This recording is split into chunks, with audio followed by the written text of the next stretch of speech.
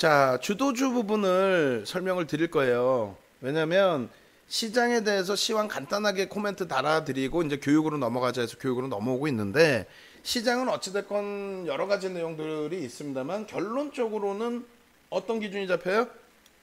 2000포인트 넘긴다는 기준으로 저는 설정을 해서 놓고 설명을 드립니다. 이미 여러분들께 3월 달에 시장 붕괴될 때 전혀 문제 없습니다. 오히려 어마어마한 기회입니다. 그리고 2000포인트 빠르면 4월에 볼 수 있습니다 했죠. 늦어도 6월에 볼 수 있습니다 했어요. 그때는 아마 손가락질 하시고 혀를 차시고 하셨을 거예요. 결국은 돌려놓죠. 그러한 기준에 금리, 또 외환시장, 또 채권시장, 또 하다못해 부동산 시장, 그리고 CDS 프리미엄까지, 또 상품 시장까지 전부 보여드리면서 설명을 드렸고요. 또 한 가지 부분은 지금 최근에 이제 4월 달에 시장이 좀 안정화가 되고 4월 첫째 주부터 해서 교육 강의를 진행을 해드렸어요. 1, 2, 3, 4탄, 그 다음에 지금 현재 주도주와 단기 공략주 교육을 해드리고 있는데, 이 부분을 다음 주에도 주도주와 단기 공략주 주말 교육을 해드릴 거예요. 시간을 조금 땡겨서 15시 30분이 아닌 14시 30분부터 그렇게 해서 하루에 다 끝내야 되니까 그렇게 진행을 해드릴 겁니다. 근데 교육을 지금 1, 2, 3, 4탄 특히 5탄 들으신 분들의 경우는 이제 시장이 보이시고 시장에 대한 전략이 보이시고 또 종목이 보이시고, 그리고 이제 윤정도한테 한 달에 300만 원씩 가입 안 하더라도 내가 스스로 매매가 되겠구나, 분명히 그 자신감이 생길 거예요. 오늘 기준에서도 그러한 부분에 자신감을 일부를 심어드릴 건데, 일단 중요한 거는 주력주의 기준에서 먼저 보여드리고요. 그리고 시간이 된다면 단기 공략주에 대해서 매직 계산기 보여드리고, 또 뭐 여러분들이 좋아하시는 상한가 종목 유비케어, 유비케어 이런 종목군들에 대한 전략이 어떻게 잡힐 수 있었는지, 공략이 진짜 가능했는지, 또 내일은 뭐 아난티 내일 어떻게 집중해야 되는지, 뭐 이런 부분들에 대해서도 들여다보겠습니다. 그러니까 주력주 기준에서는 좀 짧고 빠르게 설명을 드리고 나머지 부분 또 설명을 드리도록 할게요. 자, 일단은 이렇게 되어 있습니다. 보시면은 주력주라는 그 기준이 시장의 지수를 견인할 수 있어야 되는 거거든요. 그죠? 그래서 2003년부터 2007년까지 시장이 2003년 3월 512포인트 찍고 2085까지 등락이 나올 때, 요때 기준으로 잡으시면은 약 시장 지수는 300% 움직임이 나와요. 여기에서 가장 실질적인 주도주는 뭐였습니까? 2003년 이후에 현대중공업을 비롯한 조선주죠. 조선주의 흐름, 현대중공업 지금 한국 조선해양으로 이름을 바꿔놨고요. 인적 분할이 다 돼 있고요. 삼성중공업, 또 대우조선해양, 그리고 나머지가 이제 뭐 한진중공업도 있었고, 현대미포조선, 현대미포조선 같은 경우는 이제 중형 PC선을 생산한, 건조하는 그러한 업체가 되겠죠. 어찌됐건 간에 그 조선주들의 흐름은 30년 만에 업황오조세예요. 2000이 아니라 1970년대 초반에 만들어놨던 배들이 수명을 다했음에도 불구하고 그 배들에 대해서 수명이 다했음에도 불구하고 해체 작업을 안 하고 계속 활용을 했었죠. 그러다가 2002년부터 해서 2002년 하반기부터 해서 물동량의 증가가 어마어마해집니다. 그렇게 되면서 그 해운 업체들이 선박 발주를 하기 시작하죠. 그게 30년 만에 어마어마한 발주가 형성이 된 거예요. 결과적으로 그 발주가 형성이 되면서 가격 경쟁력이 아닌 가격 결정력을 쥐고 가고 있는 상황이 됐죠. 그러니까 유럽에서 선박 부분의 최강자로 형성돼 있을 때하고, 그 다음이 이제 일본으로 넘어갔고, 그 다음이 우리나라로 넘어갔고, 이제는 이제 중국으로 넘어가는 거죠. 산업이 바뀌는 겁니다. 어찌됐건 2000년 초반만 해도 이제 우리나라가 선박에 대해서는 세계 1위. 왜? 현대중공업이 유조선을 만드는데 후판이 2개가 들어가는 VLCC급 초대형 유조선의 최강자였어요. 가장 큰 유조선. 그 다음에 이제 LPG 쪽, 그때 당시에 이제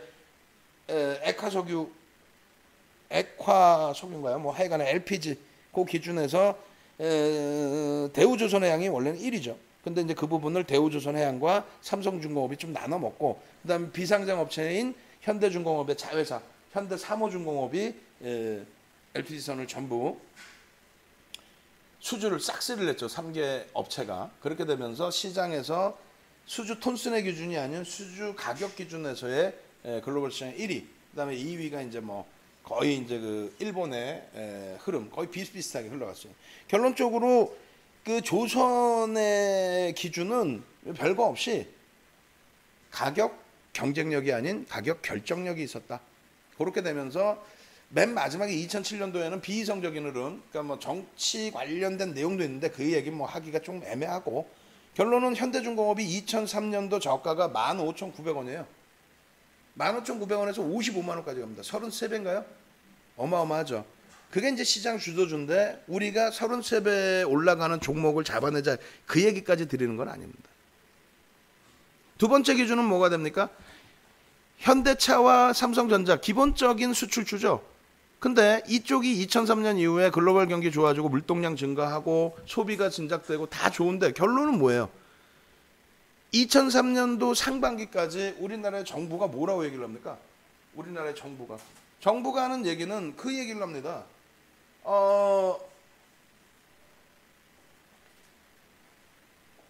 87, 88, 89년 이후에 수출 두 자릿수 성장이 지금 우리 정부 때다.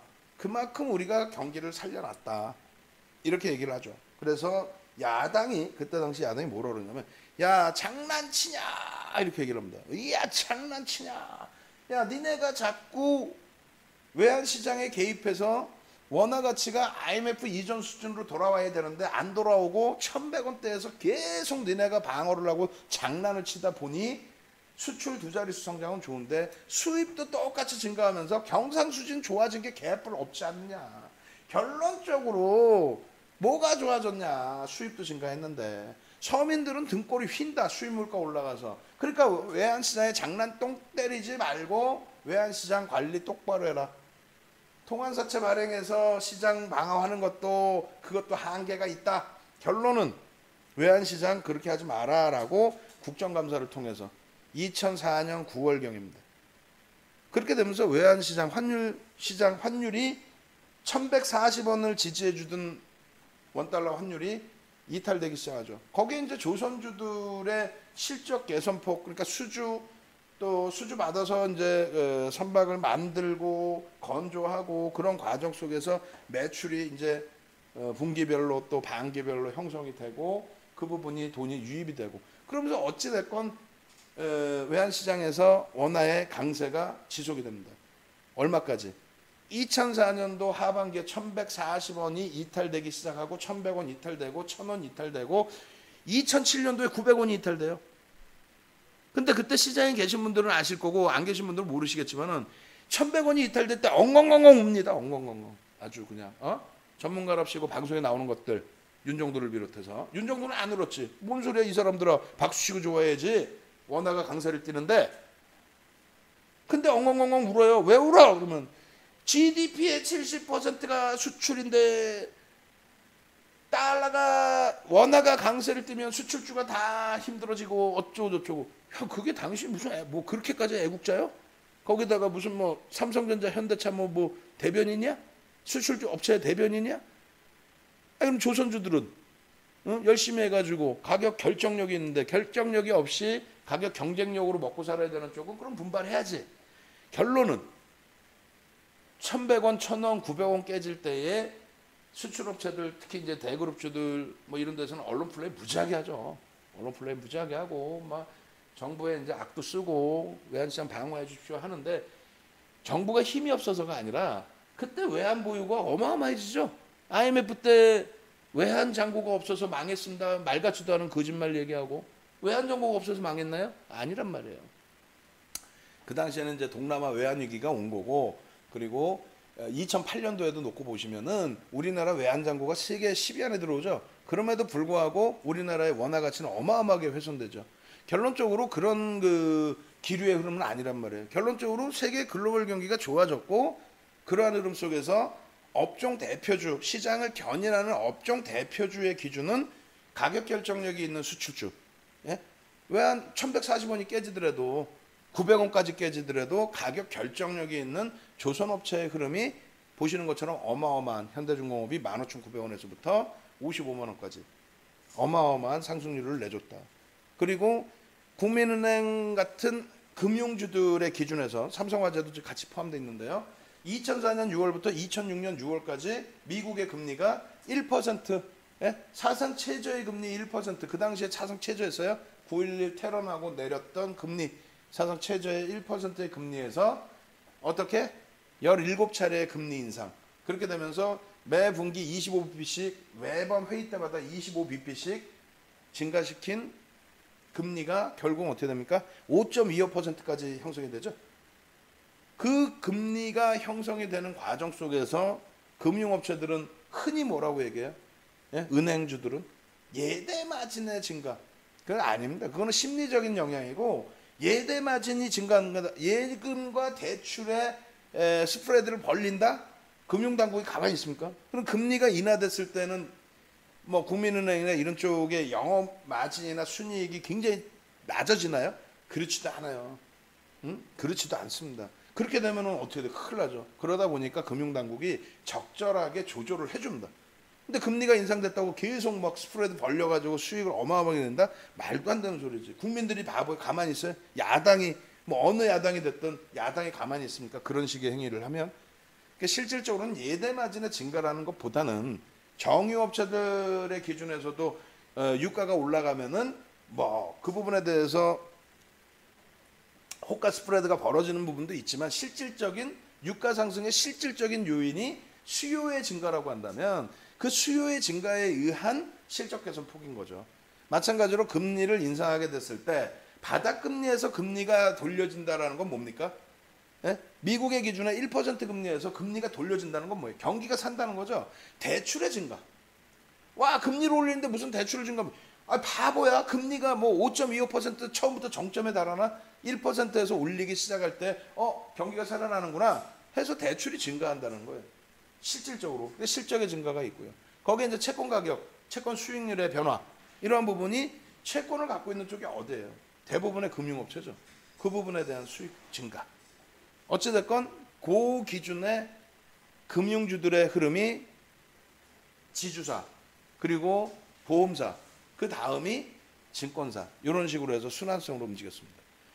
그러고 나서 이제 뭐 2011년도까지의 2008년 말 2009년 초반부터 해서 2011년도까지의 차화적 랠리 있죠. 70주 랠리.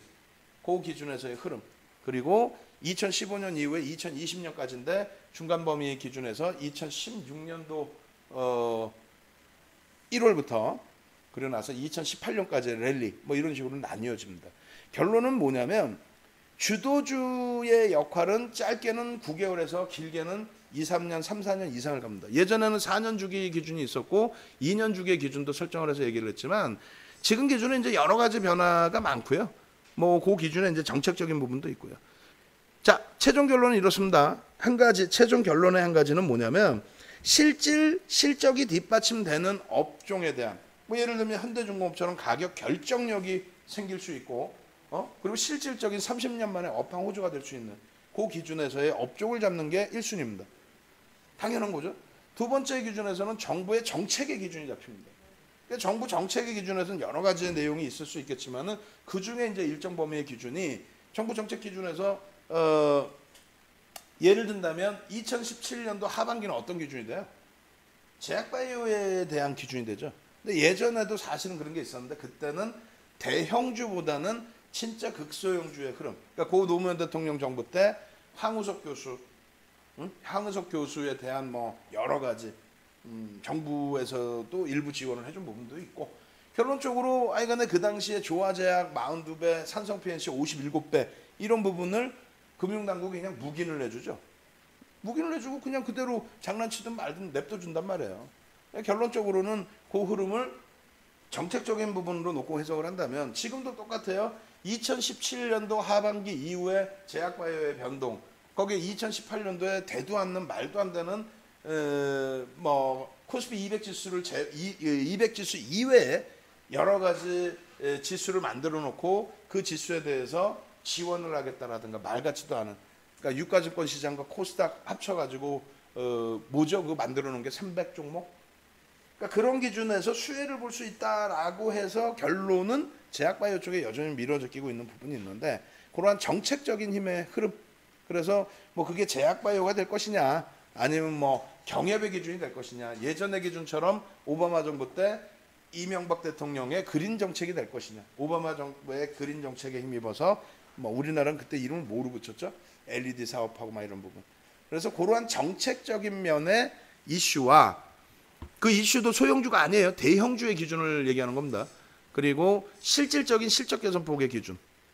그러니까 결론적으로는 지금 뭐 IT 말씀드리고 있지만 이 당시처럼 수출주가 힘을 못 쓸 조선주처럼 가격 결정력이 있는 게 아니라 환율에 대해서 가격 결정력을 잃어버리는 이때는 핸드셋 위주였죠. 반도체보다도. 그럴 때는 안 쳐다보는 게 맞다. 2004년 이후에. 예? 지금의 경우는 이쪽의 경우가 어떻다고요?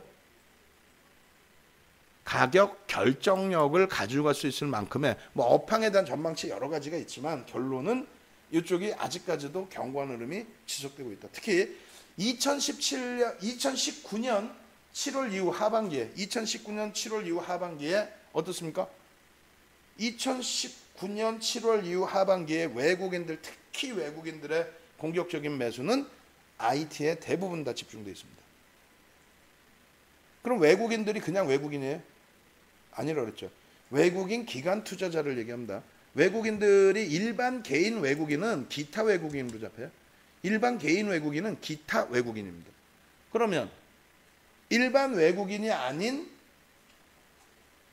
적격 자격을 갖고 있어야 외국인도 기관 투자자로 분류가 돼요. 우리나라도 중국 본토에 가려면은 본토에 투자할 수 있는 기관 투자자 적격 자격이 있어야 돼요. 2007년도에 미래에셋이 인사이트 펀드인가요? 한 달 만에 3조 땡긴 거 정부의 힘을 얻고 그쪽에서 만들어놨던 우린 중국 투자합니다. 이거 다 거짓말이에요. 아주 못돼 먹은 것들이었죠. 중국 본토는 못 들어가고 홍콩 H 시장에 들어가는. 그러니까 중국 쪽에 적격 투자 자격을 갖고 있던 쪽은 프루덴셜 뿐이 그때 없었어요. 우리나라에서. 왜? 해외 펀드가 없었어요. 우리나라에. 그렇잖아요. 해외 펀드가 언제 있었어? 2004년 이후에 2005년 이후에 고 노무현 대통령 정부에서 만드는 게 해외 펀드죠. 그 전에 해외 펀드라는 게 없었어요. 어찌됐건 간에 기관 투자자, 외국인들도 기관 투자자입니다. 그래서 외국인들이 그 돈을 가지고 운영을 할 때 우리가 흔히 생각할 때 외국인이 뭐 아무거나 들어와서 단타 치고 잡주들 갖고 놀고 그거는 일부 헤지 펀드라든가 액티브 펀드 일부에서 하는 거지 정상적인 대형 운영사들은 정상적인 운영 방식을 가지고 와요. 왜? 여러분들이 이러면 안 그러겠어요? 여러분들이 자산운용사에 펀드 상품에 돈 넣었어. 지들 마음대로 쓰라고 돈 준 거예요? 아니죠. 계약서가 한두 장이 아니에요. 여러분들이 자세히 안 보셔서 그렇지. 그래서 거기에 운영하는 운영의 기준이 명확히 적혀져 있습니다. 또 국민연금은 안 그럴 것 같아요? 국민연금의 자산운용부가 그냥 우스운 자산운용부일 것 같아요? 아닙니다. 자산운용에 대한 내용이 책 한 권 분량으로 있어요. 거짓말이 아니고. 그 이상으로 있습니다. 그래서 어떻게 한다. 어떤 종목을 편입한다. 실적이 있는 종목을 편입한다. 실적이 없을 경우는 어쩌고 다 기준이 있어요. 결론은 2019년 이후에 외국인들의 IT주들에 대한 매집 강도가 그게 우습게 형성되는 매집 강도가 아닙니다. 거기에 그 손가락 안에 들어오는 10위 안에 또 5위 안에 들어오는 종목. 그러니까 2019년 하반기 7월 이후에 지금까지 누적으로 따져서 외국인들의 손가락 안에 들어오는 매집 종목 중에는 여러분들이 잘 아시는 네이버, 카카오 10위 안에 들어오는 종목이 금액 기준으로 네이버, 카카오 또 삼성 바이오로직스 이런 종목이 포함되어 있어요. 그리고 나머지는 거의 대부분이 IT입니다. 말씀드렸죠. 왜 IT일까는 말씀드린 것처럼 정상적인 운영사에서 정상적인 비중 편입인 거지 단타 칠래요 이거 아니에요. 그래서 시장의 흐름 자체가 안정화가 되면은 주도주의 역할은 그런 쪽에 찾아볼 수 있습니다. 자, 빠르게 넘어갑니다. 빠르게. 그래서 이렇게 보시면 이때 당시 2003년 당시의 흐름 83.39% 흐름일 때 KT 같은 종목 사시겠어요? 예? 혹은 포스코 같은 종목 시장 수익률 사시겠어요? 이런 게 아니라 이렇게 현대중공업처럼 실질적으로 시세가 날 수 있는 종목 위주로 그럼 여기에는 분명히 외국기관의 수급이 붙어 있습니다. 대형주가 외국기관 수급 없이 가는 경우는 한미약품 같은 경우, 예전 셀트리온 같은 경우, 예전 신라젠 같은 경우, 최근 작년 말 이후에 HLB 같은 종목, 그런 종목의 기준뿐이 없습니다. 2004년 5월 이후에 금리를 올리는 시점 2004년 6월부터 2006년 6월까지인데 시장 고점으로 기준 잡았을 때 KT 같은 종목 말도 안 되지. KT가 나쁘다는 게 아니에요. 시장하고 안 맞는다는 얘기를 한 거죠. 삼성전자 같은 경우 예? 이럴 때 산다 그랬어요? 안 산다 그랬죠? 왜? 아니 금리 환율이 깨지는데 무슨 또 그 다음에 포스코 같은 종목 시장 수익률 조금 넘죠. 현대중공업 같은 종목이 기준점이 잡혀야 된다는 거예요. 마찬가지야. 뭐 과거 데이터만 보여주냐? 아니, 지금 현재 현실을 보는 거죠. KT 같은 종목. 한국전력이 나쁜 종목이에요? 시가총액 1위였는데 99년도에 삼성전자한테 시가총액 1위 뺏기고 그러고 나서도 나쁜 종목이에요? 아니죠. 삼성전자 같은 종목 바보입니까? 시장 수익률인데 이런 걸 사요? 지금의 삼성전자 얘기하니까 윤정두가 고가 마케팅 하려고 삼성전자 사라고 그러는지 아는 거 봐. 아니에요. 네이버 같은 경우 마케팅 하려고 삽니까? 수익이 나야 사는 거지. 응? 롯데케미칼. 이런 종목을 사야죠. 이게 정부의 정책이라고 그랬죠. 롯데케미칼이 이 당시에 실적이 좋아졌어요. 거짓말쟁이들. 왜 올랐어요? 유가 오른다고 올랐죠. 그럼 유가 오른다고 올리는 그 명분이 누구였어요? 랩 상품이었죠. 랩 상품. 자산운용사에 돈 넣었다 펀드 다 깨지고 나니까 정부에서 특화시켜준 게 랩 상품. 자문사 쪽에 자금이 몰릴 수 있게끔. 그래서 어마어마한 자금이 몰리다 보니 거기서 사재 낀 종목이 자동차, 정상적인 자동차. 그 다음에 이제 명분이 되는 유가 올랐어요. 화학하고 정유가 갈 거예요. 말 같지도 않은 소리. 예? 경기가 좋아서 유가가 올랐습니까? 아니잖아요. 긴축을 하고 또 달러, 결제통화의 약세 때문에 오른 유가였잖아요. 어찌됐건 13배씩 올려버리는. 현대차 같은 경우는 실질적이죠. 그러니까 정책적인 부분까지 놓고 본다는 게 자동차의 실적과 왜? 엔화가 강세를 띄어서 기아차의 실적 개선. 엔화가 강세를 띄어서 미국에서 어마어마하게 자동차를 팔 수 있었죠. 그 엔화의 강세가 그냥 강세가 아니라 1달러에 125엔 받던 거를 1달러에 75엔뿐이 못 받으니 차 한 대 1달러에 팔았다고 치면 감당이 안 되잖아요.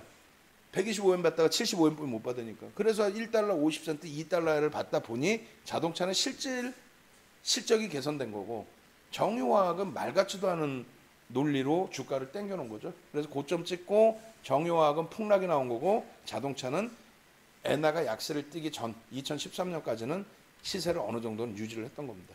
어찌됐건 2016년 1월부터 2017년 7월까지 예? 그 기준. 그 기준이 뭐냐면 2018년까지 보여드려야 되는데 여기까지만 자른 거예요.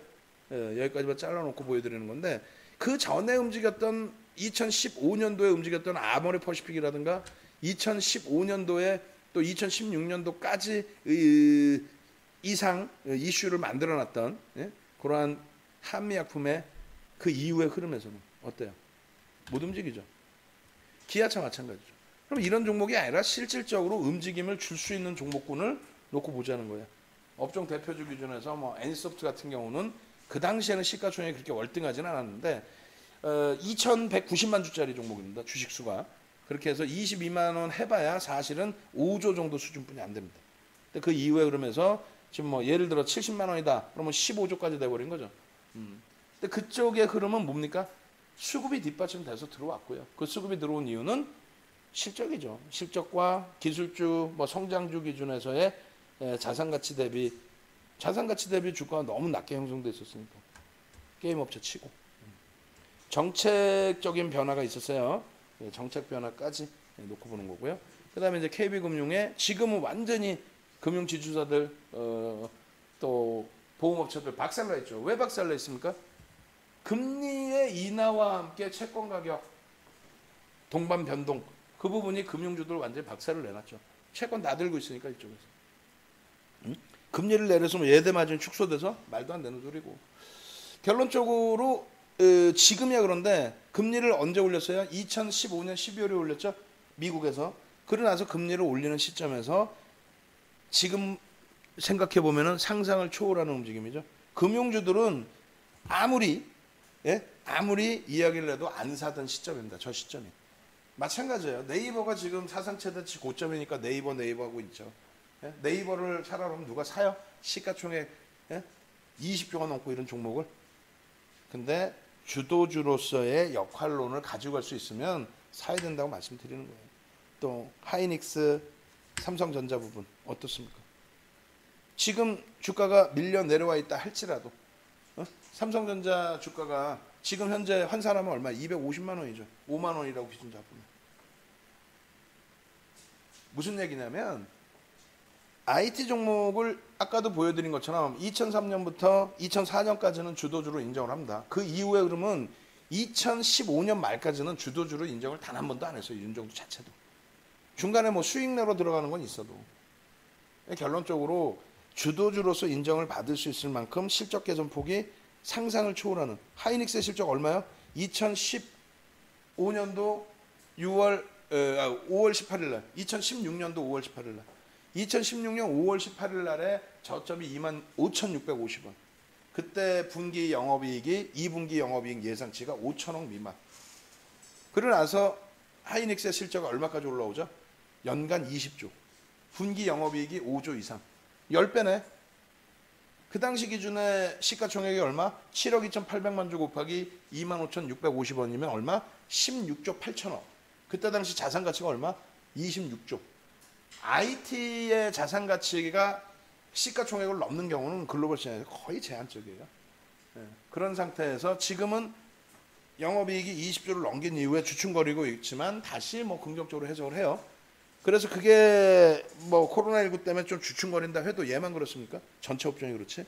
결론적으로는 2016년 5월 18일 영업이익 예상치, 분기 예상치 5천억 대비해서 10배 이상의 영업이익을 내준 하이닉스의 주가 폭이 지금 올라와 있는 게 과도합니까?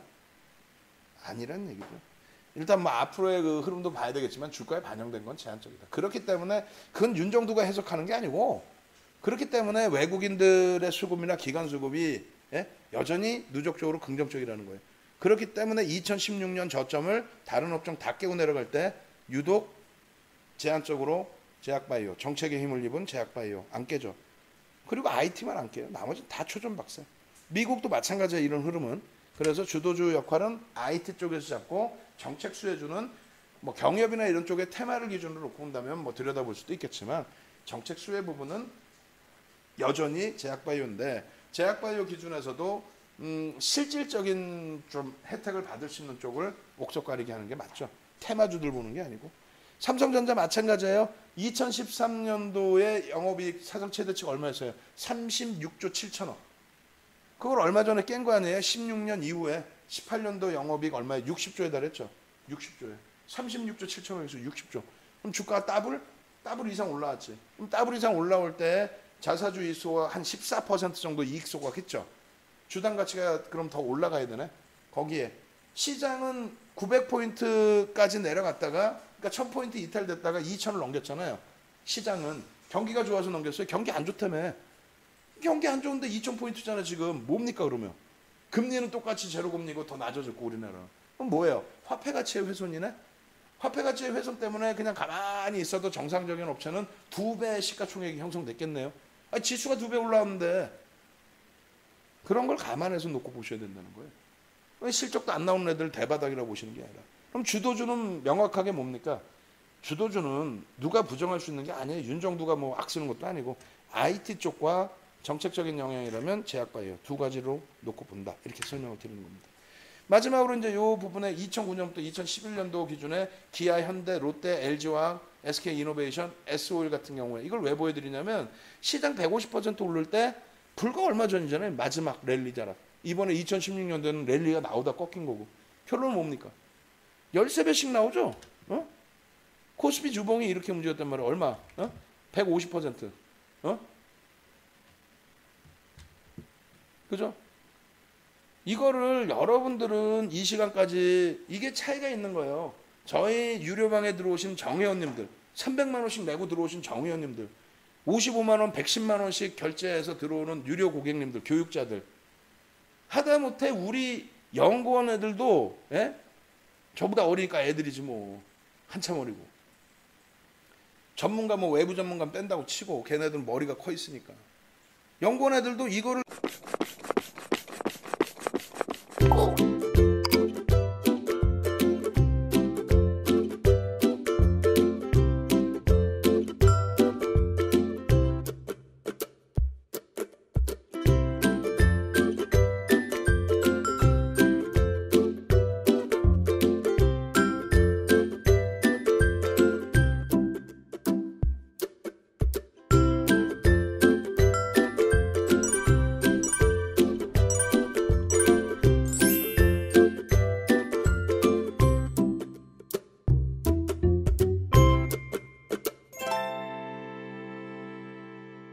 교육을 시켜놓고 이 교재를 만들어 놓으려면 안 해요. 여러분들은 그러시면 안 돼요. 여러분들은 여러분들의 소중한 자산에 돈이 들어가죠. 뼈저리게 생각하시고 녹화방송 보시고 또 해야 돼요. 얘네들은 배가 부른 거야. 연구원 애들은. 내가 왜 생활비 줘가면서 교육까지 시켜줘야 되는데. 예? 그렇지 않아요? 예전에 연구원들은 옛날 뭐 만화가들 그 뭐라 그래요? 만화 이연세 선생님 뭐 또 누구예요 요즘에? 그 허영만 선생님 이런 분들 그 견습생들 연구원들 또 요리집 유명한 주방 거기 시대로 들어가면 뭐해? 진짜 고생해서 배우죠. 그 헝그리 정신이 있어야 된다. 농담하는 게 아니라 이거는 배가 부르고 뜨뜻하니까 지금도 지금 보세요. 이 자료들을 전부 사실은 여러분들께 유료 자료 중에 일부러 오픈해 드리는 거예요. 이거 교육한 지가 며칠 지나서 업데이트가 아예 안 돼 지금. 응? 여러분들은 안 되겠죠. 그러면 무슨 얘기냐면은 여러분들은 조금 전에 보여드린 2018년까지입니다 했는데 2017년까지 자료 보여드렸잖아. 그걸 보시고 2018년까지 찾아봐야지 이렇게 생각하셔야 되고 이것도 마찬가지예요. 여기에 화살표 하나 쫙 그어드리면 150% 상승 눈에 보이죠. 여러분들도 모르시고 저도 모르는 거 이게 150% 올랐는지 뭐 몇 프로 올랐는지 알아. 어? 그죠? 근데 이렇게 오른 기준점 대비해서 기아차 오른 게 13배 올랐다고. 그럼 13배 올랐는지 눈으로 보이세요, 여러분들이? 그럼 나중에 여러분들이 찾아서 보셔야 된다는 얘기예요. 네? 그리고 이제는 윤정도도 지금 아랫입술에 또 물집이 생겨 있어갖고 아파 따가워 죽겠는데 피곤해도 어쩔 수 없지. 네? 밤을 새서라도 잠을 줄여서라도 이런 자료들을 완벽하게 만들고 뭐 진행을 해야지. 요거 여러분들 보시기 힘드시잖아요. 이게 뭔데? 코스피 종합하고 기아차 주봉하고. 다시 말씀드리면 150% 시장 올랐잖아요. 요 위에 맨 처음 표 작업드렸잖아요. 892.16에서 2231이니까 150% 상승을 했고 저것도 이제 나는 우리 애들 못 믿으니까 의구심이 생기는 거야. 저게 150%가 맞기나 할까? 어? 그러니까 윤정도가 잘못된 거지. 지가 열심히 해야지. 남을 시키니까 안 되는 거야. 결국은 그 이후에 흐름에서 이런 흐름이 나올 때 죄송스럽게도 아무리 무료방이어도 요 상승률이나 이런 거 다 작업해 드려야 되는데 못 보여드리잖아요. 죄송하지만 여러분들이 다시 또 찾아보세요. 아시겠어요? 그렇게 해서 여러분들의 소중한 자산을 운영하니까 주도주가 이렇게 움직이는구나. 13배씩 롯데케미칼이 13배씩 이럴 것 같으면 아예 이 표를 안 보여드리고 그냥 HTS 보여드리는 게 나아. HTS 보여드릴게요. 자 보시면은 롯데케미칼 볼까요? 실제 그렇게 움직였는지? 시작은 이제 150%라는 건 대충 아시면 되는 거고, 뭐나 돼? 간단하지? 여기서부터 여기까지 땡기면 되는 거 아니에요, 그냥. 그러면 HTS상에서 뭐라고 나와요? 지금 현재 종가 기준에 이제 507%인 거고, 이 당시 32,200원에서 얼마? 47만 5천 원. 비싼 돈 주고 밥 먹여주고 기숙사비 내주고 용돈 주고 법인카드 주고 HTS에서 땡겨가지고 보여드리면 47만 5,500원 고점 보이시죠? 거기에 32,200원 저점 보이시죠? 그러면 그냥 대충 산술평균만 해도 열 몇 배 나오겠네. 그죠? 종합주가지수 어떻게 됐어요? 검은색으로 딱 해놓은 거 코스피 지수 왼쪽에 나오잖아요. 1100 미만이고 여기 1100 써있네. 그 다음에 고점이 얼마였을까요? 이때 2000 몇백이니까 한 100% 올라왔네. 아까 수치로는 150%고. PPT 보여드리는 것보다 이게 나아, 100배. 여러분들 스스로가 가슴에 손 얹고 생각하셔야 돼요. 야, 윤정도 방송 들어왔는데 왜 종목 안 줘? 월요일날 종목 하나 주면 좋겠는데. 종목이 문제. 지금 여러분들 소중한 자산 지키는 게 문제지. 그러려면 시장부터 보시고 유비케어 윤정도 방송 갖고 나왔다고 유비케어 선생님 윤정도보다 더 많은 걸 아시는 분들을 요즘에 안 만나서 좋아. 코로나19 때문에 강연회가 없으니까. 증권사에서 지금 난리가 났어. 강연회 날짜 잡자고. 코로나19 끝나고 잡자. 그러니까 미리 잡으세요. 난리가 났어 지금. 그럼 강연회장 가면 꼭 그런다니까. 선생님 유비케어 있잖아요. 아우 이게 비대면이 어쩌고. 아우 선생님 이게 뭐 3만 원 갈 것 같은데 왜 나한테 물어봐 자꾸. 난 몰라. 유비케어 뭐하는 회사인지도 몰라. 거래량 거래대금 보고 실질적인 내용 보고. 그럼 결론적으로 뭐냐면 지금 뭐 네이버 팔아가지고 유비케어 사실 거예요? 네이버 30% 비중에서 우리가 20% 차익 실현했죠? 10% 남았어 이제. 19만 3천 원에 10% 뺏긴 게 제일 억울하고, 그리고 21만 6천 원 평균 단가 21만 4,500원에 10% 뺏긴 것도 좀 아쉽긴 하지만은 뭐 나쁘진 않아요. 왜? 시장 3월 달에 박살 났을 때 비중 자 그대로 유지해드리고, 그러고 나서 17만 원, 18만 원, 19만 원, 20만 원 그 자리까지 전부 신규 편입, 추가 편입 다 잡아드리고. 근데 그거 20% 차익 실현했는데 새로운 대장주 지금 딱 설정해서 지금 금요일부터 따박따박 모아가려고 첫 번째 매수 들어갔는데 그거 30% 중에 20% 팔아가지고 유비케어 살까요? 20%를? 큰일 날 소리죠. 소형주의 기준에서는 말 그대로 교육용, 단타 이런 기준에서 접근을 하시는 거고요. 여러분들의 실제 자산을 불려줄 수 있는 거는 이런 대형주에서 운 좋게 하나 잡았다 이 개념이 아니라 이 당시의 기준에 왜 LG화학, 롯데케미칼, S오일 저런 종목군들이 움직일까, 그거를 고민하셔야 되는 거예요. 그럼 말씀드렸잖아요. 유가의 고공행진. 근데 유가의 고공행진이 그게 수요가 증가해서 고공행진이에요? 아니죠. 그러면은 항상 그 생각을 해야 되겠죠. 어떤 생각? 야, 이거는 정책적인 영향이 크구나. 어떤 정책? 랩 상품에 자금을 몰아주다 보니 랩을 운영하는 쪽에서 장난을 치면 수급 논리에 의해서 움직일 수 있겠구나. 그 수급 논리에 의해서 움직였는데 그 거품이 깨지면 이렇게 붕괴가 될 수 있겠구나. 예? 안 그래요? 이렇게 붕괴가 될 수 있겠구나. 그러면 유가 부분 다시 보실까요? 유가 부분 매번 보여드렸지만은 유가 부분에 두바이유를 볼게요. 왜냐하면 이게 지금 서부텍사스 중진류는 옛날 게 잘 안 나와요. 이 데이터를 돈 주고 사오는 거거든, 증권사가. 어차피 예전 게 잘 안 나오는데 얘 지금 2008년부터 잡을게요. 그냥 2008년 1월부터 2008년 1월 이후에 두바이유의 흐름이 어떻습니까? 그냥 눈으로 여러분들이 보이시는 그 기준에서 딱 놓고 설정을 해서 놓고 보세요. 지금 거는 아예 뺄까요? 지금 거는 아예 그냥 뺄까요? 왜냐하면 더 섹시하게 잘 보여야 되니까. 이 이름은 섹시하나? 아닌가? 볼까? 그럼 여기서 설명을 할게요. 여기서 뭐냐면, 아니다, 이게 조금 더 앞부분을 보셔야 돼. 여기서 2001년부터 얘도 뭔 소리냐면요. 자, 여기서 간단하게만 설명드릴 테니까 잘 듣고 이해를 하셔야 됩니다. 요즘에 왜 유가 얘기 나오니까 유가 급락했는데 왜 우냐고. 박수치고 좋아야지. 바보들도 아니고. 아이고 진짜 참. 여기 보시면은 2003년부터 아까도 그 주도주 설명드릴 때 말씀드렸지만은 요렇게 보니까 얘가 별로 아닌 것 같잖아요. 얘 죄송한데 한 번만 더 당길게요. 뭐냐면 요렇게 한번 당길게요. 요렇게. 요 2008년 고점 찍을 때. 얼마야? 2008년 몇 월이 7월이죠. 7월 고점 찍을 때. 요 정도로 당기면 딱 되겠죠? 그죠? 7월 넘나? 어찌됐건 몰라. 결론은 뭡니까? 잘 보세요. 여러분들이 여러분들 소중한 자산 지키는데 자꾸 엄한 데 가서 망가지고 와서 대표님 제가 돈이 없어서 나중에 수익 나면 가입 안 하셔도 된다니까. 유료 고객 많아요.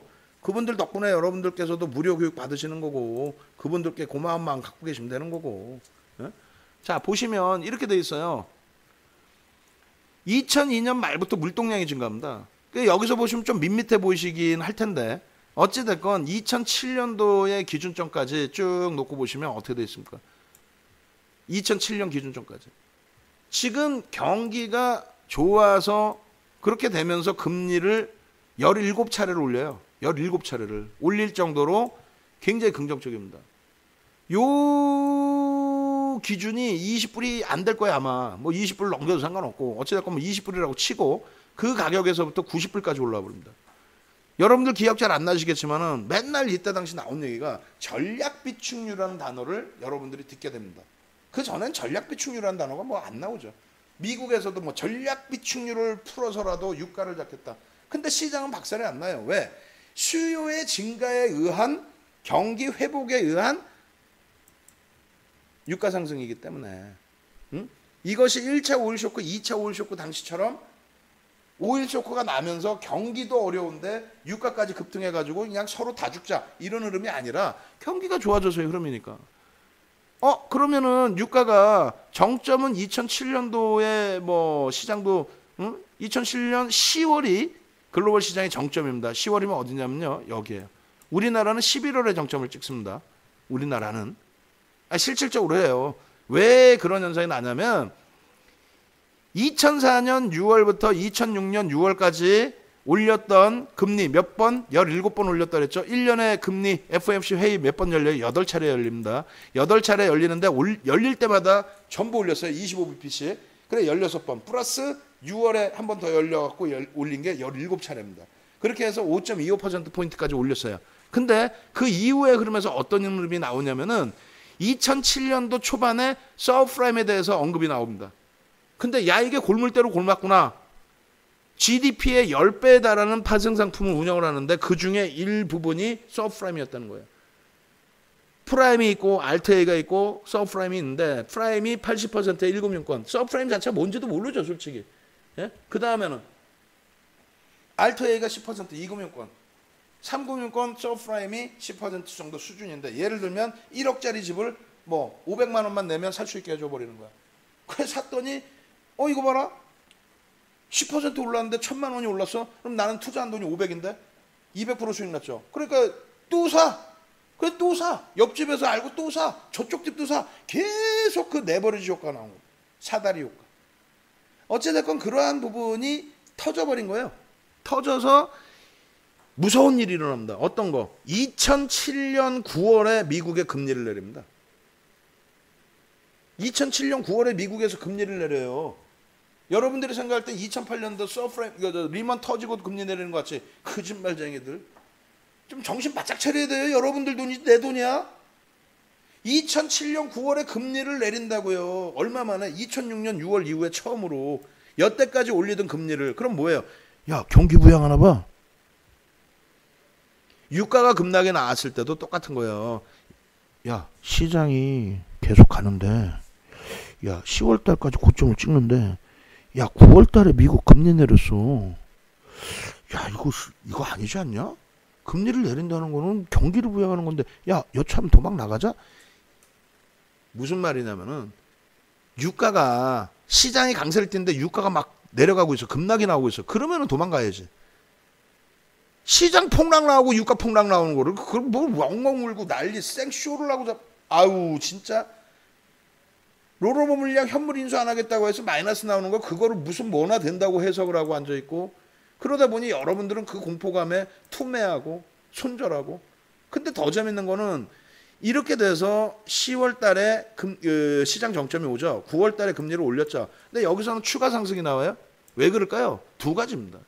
금리를 내리게 되면서 달러가 약세를 띨까요? 강세를 띨까요? 약세를 띄지. 금리를 내리면 달러가 약세를 띄는 게 정상이에요. 지금 미국 달러가 약세를 안 띄죠. 비정상인 거야. 인위적인 금리 인하예요. 그건 나중에 설명드리고 어찌됐건 정점에서 금리를 내린다는 거는 경기가 안 좋다. 경기를 부양한다. 뭐 때문에? 서브프라임 때문에? 그러면 달러 강세를 띄나? 달러 약세를 띄지? 결제통화의 약세. 첫 번째 기준은 결제통화의 약세. 두 번째 기준은 이쪽도 상품 시장이죠. 그러다 보니까 들어와 있던 물량의 정리 수순이 잡혀야 되는데 그 오버슈팅을 때립니다. 에이 거짓말쟁이. 거짓말이 아니라 진짜로. 에이 그렇다고 이렇게 높게 올라가요? 라고 얘기를 하신단 말이에요. 그렇다고 이렇게 높게 올라가요? 라고. 그러면 기준을 잘 잡아드릴게요. 이때가 10월이란 말이에요. 여기가. 그럼 여기 이후죠. 여기 이후에 10월 이후에 이만큼 올랐네. 무지하게 많이 올랐어요. 거짓말쟁이들. 그러니까 여러분들 계좌가 시퍼런 거예요. 퍼센테이지로 놓고 봐야죠. 퍼센테이지로. 무슨 말이냐면은 자 다시 땡깁니다. 2003년부터 시장 글로벌 랠리가 있었다고 치면 퍼센테이지 적진 않아요. 적진 않은데 여기서부터 여기까지의 퍼센테이지를 놓고 보는 겁니다. 적진 않아요. 여태까지 랠리로 감안한다면. 퍼센테이지를 빼고 보시면 이렇게 보시면 굉장히 칸이 커 보이죠. 이걸 쉽게 설명드리면 뭔 소리냐면 여기가 10,000원이야. 만약에 여기가 5,000원이라고 쳐요. 그러면 5,000원에서 10,000원 올라왔으면 얼마입니까? 100% 올라왔죠. 5,000원 올라왔더라도. 근데 10,000원에서 5,000원 올라오면 뭐예요? 50% 올라온 거예요. 착시 현상이란 말이에요. 굉장히 많이 오른 것 같은. 근데 실질적으로 로그 차트로 보면은 퍼센테이지로는 그렇게 어마어마한 수준까지는 아니다. 물론 뭐 작지 않은 수준이죠. 80달러에서 140달러니까. 예? 어찌됐건 그러한 기류의 흐름이 있었어요. 그 다음 범위는 뭐가 됩니까? 그 다음 범위의 흐름은. 왜 빠져요? 왜 빠져? 리먼 터지고 세계 경기가 박살이 났는데 5.25%의 금리를 그냥 막 공격적으로 내리기 시작해서 질끔질끔 내리다가 공격적으로 내려서 사상 최저 1% 금리까지 깨고 내려가서 제로 금리에서 그것도 안 돼서 양적 완화까지 하는데 박살이죠. 초전 박살. 세계 경기가. 근데 유가 다시 왜 올라요? 예? 가슴에 손 얹고 생각해봐. 유가가 왜 올라? 경기가 좋아져서 올랐어요? 거짓말쟁이들 아주 그냥. 여러분들 말고. 유가 왜 올라요? 아니 달러가 개판됐잖아요. 달러가. 근데 이 달러도 이거 시간 너무 걸리는데 계속 설명하면. 그래도 계속 설명 듣고 싶다. 달러 얘기도 또 듣고 싶고 더 듣고 싶다 하신 분들 45번. 이거 빨리 끝내야 되는데 벌써 11시인데. 응? 이거 남지도 않고 아니 남들 다 광고할 때 나도 광고해야 되는데 유비케어 대박났죠. 광고해서 빨리 들어오세요. 예? 1+1 해줄게 막 이래야 되는데 지금 그거 안 하고 광고는 안 하고 카카오 TV 쪽에 계신 분들은 카카오 톡방에다가 45번 누르시면 되지. 카카오 톡방에. 예? 달러 기준까지 그러면 빠르게 설명을 드릴게요. 그렇게 하고 이 45번 쭉 누르시면 거기다가 저기 눌러드리면 돼요. 그거 카카오 TV 링크 다시 한번 주시면 돼요. 자, 이 당시의 기준에 달러와의 기준도 다시 한번 놓고 봅시다. 그러면은 이 달러와의 기준에서 그냥 단순하게만 놓고 봐도 되는데 한 가지 설명을 드리려다 보니까 그래요. 어떤 설명을 드리려고 하냐면 여러분들 달러 인덱스는 아시고 계시잖아요. 이게 다 엔달러가 다 나올지 모르겠는데 월봉 기준에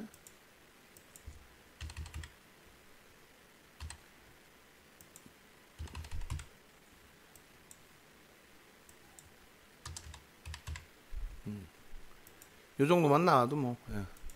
뭔 소리냐면은 자, 달러 인덱스라는 표현을 우리가 많이 쓰죠. 근데 달러 인덱스는 6개 통화라는 건 아시죠?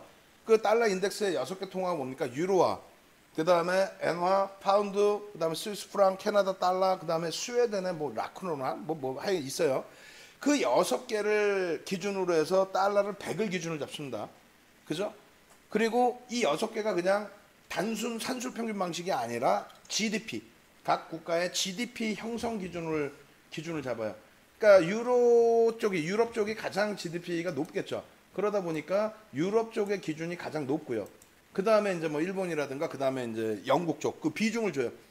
네이버에 뒤지시면 나와요. 그런 건 뭐 단순한 거잖아요.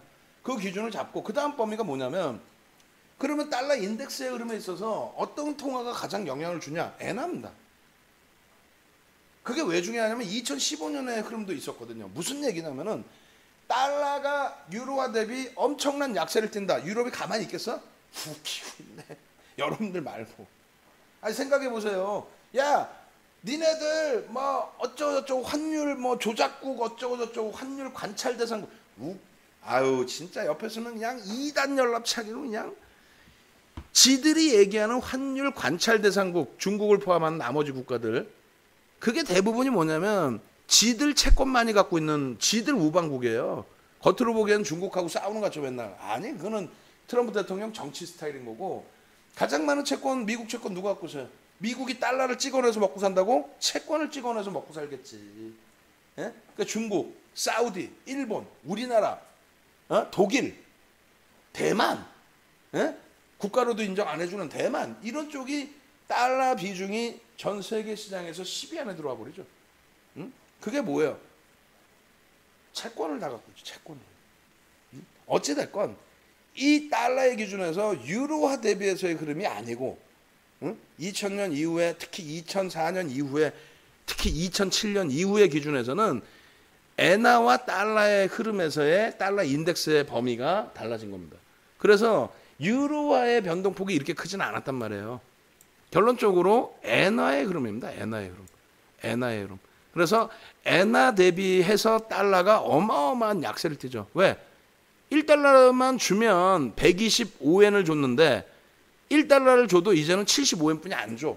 정책적으로 이렇게 기준을 잡은 거예요. 다른 쪽하고 이렇게 했다가는 유럽이나 이런 쪽에 반발이 있다 보니 엔화하고 이제 이렇게 한 거죠. 일본하고.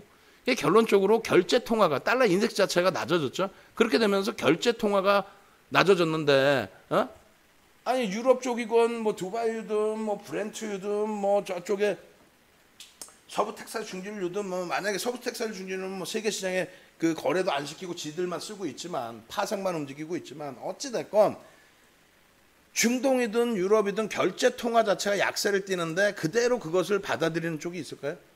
무슨 말이냐면은 1달러에 1리터에 1달러에 팔았어. 1리터를 1달러에 팔았어. 1리터를 1달러에 팔았는데 빵을 사려고 봤더니 달러 가치가 희석이 돼서 빵을 반 개뿐이 안 줘. 그럼 어떻게 해? 2달러에 팔아야죠. 농담하는 게 아니라 경기가 어려워지니까 수요도 없어. 경기가 어려워지니까 수요도 없어요. 수요도 없어서 결국은 긴축을 합니다. 긴축을 하고 달러의 결제 통화가 약세를 띠다 보니까 결국은 어떻게 됩니까? 유가를 이 가격까지 올려놨어요. 이 가격까지 올려놨다고 시장이 글로벌 시장이 유가가 급등했다고 폭락한 적이 있습니까? 뭐 오일 쇼크 당시처럼 막 새로운 시장 조정이 나오고 막 그런 흐름이 나오고 그럽니까? 아니죠. 결론적으로는 달러 인덱스의 약세 때문에 형성되어 있는 상품 가격의 흐름이었다는 거예요. 그렇게 되면서 이 환율하고 유가 관계도 다시 보시면 거의 비슷하게 움직입니다. 물론 약간의 차이는 있어요. 이제 금리 동향에 따라서 미국의 금리 동향에 따라서. 그래서 2003년 이후 뭐 2009년 이후로 따질까? 2007년 이후 2007년 이후로 땡겨서 변동성 부분을 보겠습니다. 2007년 이후 이쪽도 2007년 이후. 원래 2003년부터 보는 게 맞는데 2003년부터 볼까요? 왜냐하면 전체 경기가 좋아서 움직이는 폭까지 같이 봐야 되니까 2003년. 2003년 이후에 유가의 변동이고요. 그 다음에 2003년 이후에 엔달러 환율입니다. 달러 인덱스가 아니라 엔달러 환율의 변동입니다. 그러면 여기서 이제 한 가지 놓고 보셔야 될 부분 중에 하나는 더 당겨놓고 2003년. 그러니까 이런 자료들을 사실은 기존에 만들어 놓은 자료가 있어요. 방송 자료가. 근데 이제 업데이트를 안 해서 뭐 2015년도 이럴 때 방송에서 보여드린 자료 업데이트를 안 해서 야 연구원들아 그것 좀 업데이트를 해라. 예! 하고 안 해. 미쳐버리겠어요 제가. 자 보시면 어떻게 됐습니까? 요 기준에 이거는 이제 엔화의 기준이잖아요. 그럼 엔화가 강세를 떴다는 건 뭐예요? 달러가 약세를 떴다는 거죠. 달러 약세의 기준이란 말이에요. 다시 엔화의 약세를 띠는데 이 기준은 뭡니까? 출구 전략이었어요. 미국 쪽에서 출구 전략. 야 더 이상 양적 완화 안 해. 응? 더 이상 자산 매입 안 해. 시장에 유동성 안 뿌려. 그러고 나서 실질적으로 야 이제 금리를 올릴 거야. 실질적으로 금리를 올릴 거야. 여기죠. 금리를 올릴 거야. 금리를 올리면서 달러 인덱스의 강세 기대감이 확대가 되고 실질적으로 달러 인덱스의 강세가 표출이 되기 시작하죠. 왜 상품 가격이 저대로 있을 필요가 없는 거예요. 결론은 뭡니까? 상품 가격이 폭락을 했어요. 이때 당시에 시장이 폭락했다고 거짓말쟁이들 폭락. 에이. 저 당시의 기준에서 연출이 됐던 내용이 뭐가 있냐면 2015년도의 기준에 그렉시트 또 위안화의 급작스러운 약세 그거는 미국과의 사전 조율이 있었죠. IMF하고의 SDR 편입하기 위한 사전 조율에 의한 흐름 거기에 또 뭐가 있습니까? 메리스도 졌던데 2015년 여러 가지 복합적인 내용이 있는데 거기에 또 한 가지 뭐가 있어요? 이란과 미국과의 핵협정 오바마 대통령을 필두로 해서 그렇게 되면서 그 긴장감 근데 미국과 이란과의 협정뿐만이 아니고 미국, 이란, 그 다음에 영국, 프랑스, 독일, 중국, 러시아 이렇게 7개 국가가 협의를 합니다. 근데 이번에 트럼프 대통령이 지 마음대로 나 파기할 거야 그런 거죠. 정치 쉬운 거지 마음대로 파기한다고 파기되는 것도 아니고 어찌됐건 그러한 변동성의 기준에 2015년도에 흐름이 있었지, 저 유가가 저렇게 내려왔다고 저 당시 기준에 글로벌 시장이 붕괴됐습니까? 붕괴 안 됐죠. 그럼 결론은 뭐냐면, 지금 유가나 이런 부분을 말씀드리는 결론은 뭐냐면, 결제통화, 그러니까 이렇게 움직일 때 흐름에서 결제통화의 약세 이런 부분도 포함이 돼 있는 거다. 그리고 실질적인 금리 인상을 통해서 달러 인덱스의 강세를 뗐을 때 결제통화의 강세와 함께 밀고 내려왔던 부분, 그리고 다시 강세를 뗐던 부분의 흐름은 뭡니까? 이 기준에서는 실제 경기가 살아났다라고 해서 미국에서 금리를 계속 올렸죠, 사실상. 그렇게 되면서의 랠리, 그 이후의 흐름에서는 인위적인, 제가 볼 때는 인위적인 금리 인하란 말이에요, 미국 쪽이. 왜? 트럼프 대통령의 성향, 기준. 뭐 어찌됐건 결론적으로 금리를 인하하는데 달러 인덱스 자체는 약세를 안 띱니다. 예? 여러 가지. 뭐 결론적으로 미국 시장에 폭발적인 폭락이 나온 것도 아니에요. 여러 가지. 그러면 다시 이제 화학업종을 보겠습니다. 화학업종 들여다보시면 이런 기준이죠. 화학업종이나마나 롯데케미칼의 기준이에요. 롯데케미칼의 2003년도 이후의 흐름을 놓고 보시면 2003년부터 2007년 말까지 볼게요. 먼저 2007년 말. 2003년부터 2007년 말까지 보시면은 이 롯데케미칼의 흐름이 실질적으로 세계 경기가 좋고 글로벌 경기가 좋아졌고, 유가도 보시면 급등이 나왔잖아요. 유가도. 그죠? 유가도 급등이 나오고, 그런 상태의 흐름에서 뭐 거리량 빼버리고요. 그런 상태의 흐름에서 정상적인 주가 동향, 그리고 정상적인 시세 동향이 나온 거죠. 2007년까지 기준에. 유가가 상승하면서 이 상승은 뭐예요? 수요의 증가에 의한 상승이기 때문에, 경기가 살아나면서 수요가 증가하면서의 흐름이기 때문에 여기까지의 고점 얼마? 2007년 9월까지의 고점. 그리고 나서 금리를 인하하는 시점에 주가 밀려 내려간 거. 근데 여기서 하나 다시 자세히 보셔야 될 부분이 뭐냐면 그 다음의 흐름이죠. 그 다음의 흐름. 잘 보시면 2003년부터 다시 땡길게요. 2003년부터. 그러니까 인위적인 정책적인 부분이다라는 부분을 설명을 드리기 위한 흐름인데, 자 보시면은요, 2007년 요 지점까지 어마어마한 랠리를 갖고 간 거거든. 실질적으로 정상적인 랠리에서. 잠시만요. 14년까지다 보니까 이렇게 됐고.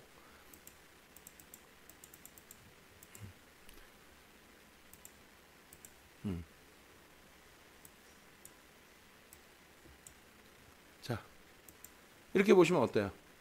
유가가 차화적 랠리를 겪으신 분들도 계실 텐데, 결국은 유가의 실질적인 수요에 의한 유가 상승일 때 상승 랠리와, 이거는 이제 오버슈팅이라고 말씀드렸죠. 이쪽도 상품 시장이다 보니. 그래서 그 오버슈팅일 때 금리를 내리면서 또 경기가 둔화되면서의 조정, 그리고 유가도 경기가 둔화되는데 지금 어떻게 움직여요? 그러한 흐름. 그 다음번의 흐름이 이게 여태까지 이제 설명드린 내용이 되는 거죠. 이게 왜 올랐어요? 달러 인덱스의 약세. 달러 인덱스의 약세와 함께 결론은 뭡니까? 쥐들도 먹고 살아야 되니까 두바이를 떠나서 모든 걸 떠나서 상품 시장에서의 상품의 강세. 근데 여기는 누가 인정을 해도 경기가 좋아져서의 강세가 아니라는 거죠. 그죠? 그럼에도 불구하고 유가는 어떻게 움직입니까? 유가가 아니라 관련 업체의 주가는 어떻게 해요? 이렇게 움직이죠. 2007년 고점을 넘겨요. 하물며 얘도 2007년 고점을 넘기지는 않습니다. 근데 2007년의 고점을 넘기죠. 그럼 결론은 뭐예요? 이 거품이 인위적이었다. 그 인위적인 게 어떤 힘에 의해서? 랩 상품에 대해서. 결론은 랩 상품에 의해서 이런 주가 변동의 흐름이 나오는데, 유가는 멀쩡하게 있는데 어떻게 됩니까? 박살이 나죠. 그럼 얘가 유가 때문에 올랐다라는 설명도 말도 안 되는 거고, 예? 박살났을 땐 유가가 멀쩡하게 있는데 아무 의미 없죠. 그러고 나서 추가적으로 유가가 급락이 나올 때의 기준에 주가가 박살이 납니까? 아니죠. 그리고 또 2016년 이후에 2018년까지의 흐름에서 어떻게 돼요? 유가의 강세 때문에 움직이죠. 이런 강세가 아니잖아요. 정상적인 수요에 의한. 응? 그리고 금리 내리고 부담이 되고 여러 가지의 내용. 추가적인 뭐 폭락 뭐 여러 가지 다. 결론적으로는 뭐예요? 주도주에 대한 부분을 설명을 드리는 건데, 정책에 의해서 랩 상품에 돈이 몰리고 그 랩 상품에 돈이 몰리는 거에 대한 차화적 랠리와 플러스 70주의 랠리에 의해서 흐름을 가지고 갔는데, 실제 영업이익이 개선된 게 있었다 없었다? 없었기 때문에 급등 이후에 역V자형의 조정이 나온다. 그러면 우리는 어떤 기준을 잡는다? 마찬가지로 2017년도에 정부 정책에 의해서 제약바이오의 흐름이 강했다면은 그 흐름에 대한 후유증이 신라젠의 거래 정지까지 유발이 된 거라면은 마찬가지예요. 그런 부분에 조심성 있게 대처를 하고 수익 낼 때는 이 수익을 놓치면 바보지.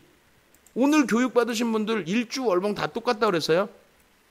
오늘 교육받으신 분들 거래량 기준과 거래대금 기준 보면 어때요? 거래대금의 정점 이후의 흐름 어떻습니까? 오늘 교육받으신 분들은 이제는 눈에 다 보이는 거예요. 우리가 이런 걸 매매하지 말라는 거야. 지금 롯데케미칼을 매매하지 말라는 거야. 비이성적으로 흘러가니까 매매하지 말라는 거야. 말 같지도 않은 소리. 정부의 정책에 의해서 이렇게 움직인다면 이 흐름을 따라가는데 여러분들이 이 당시에 뭐라 그래요? 와, 유가 급등 때문에 올라갔어요. 바보야? 유가가 급등한 게 시장의 수요의 증가입니까? 그래서 2007년 고점까지 넘겨요. 유가는 멀쩡하게 고점을 못 넘기는데 그러고 나서 역V자형 나오는데 낙폭과대라고 이걸 들어갑니까?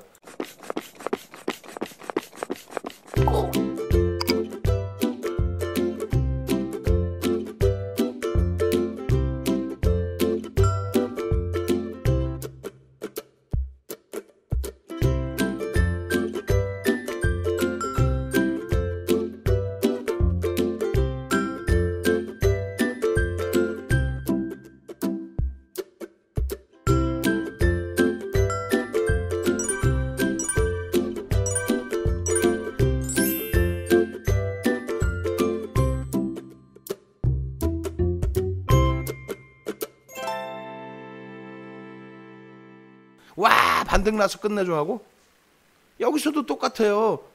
2016년도에 유가 강세 때문에 움직이는데 또 거기다 대고 역의 해석을 합니다. 역의 해석. 그러면 자동차를 마지막으로 봅니다. 자동차를 보는 이유는 그럼 시장 주도주의 흐름이 실질적인 흐름이 어떤 식으로 형성되는지를 완벽하게 해석을 해야 되니까. 무슨 말이냐면 자동차는 그냥 여러분들이 보시는 것처럼 어떻게 돼 있어요? 미국 쪽의 기준에 엔화의 강세에 의한 흐름, 그 흐름 때문에 가격 결정력이 생겨버린 거죠. 아까 조선업체 얘기했잖아요. 그러면 엔달러 환율을 다시 놓고 보시면 이렇게 놓고 보실 수 있습니다. 엔달러 환율 기준에 2003년부터 2020년 좋습니다. 요 기준에서 이렇게 같이 비교를 한번 해보세요. 기아차의 정점과 기아차의 조정 부분. 근데 이쪽은 실적이 실질이 뒷받침된 거죠. 잘 보시면 현대차보다 변동이 큰 거는 이제 적자에서 막 돌아서니까 요때의 기준이 하나 있고요. 요때는 동반적인 흐름 그리고 환율이 900원이 이탈되는 흐름까지의 연출된 부분이 있다 보니까 요때는 뭐 글로벌 시장이 갔죠 이때. 근데도 못 움직이죠. 글로벌 시장이 다 가는데도 완전 박살이죠 그냥. 2007년까지 막 2000포인트 넘겨 난리 났었잖아요. 근데 원화가 1000원이 이탈되고 900원이 이탈됐잖아요. 갈 수 있냐고. 못 간다니까. 근데 여기서부터 폭등이 나오는데 이게 13배란 말이에요. 왜 13배가 나와요? 엔화 가치의 강세.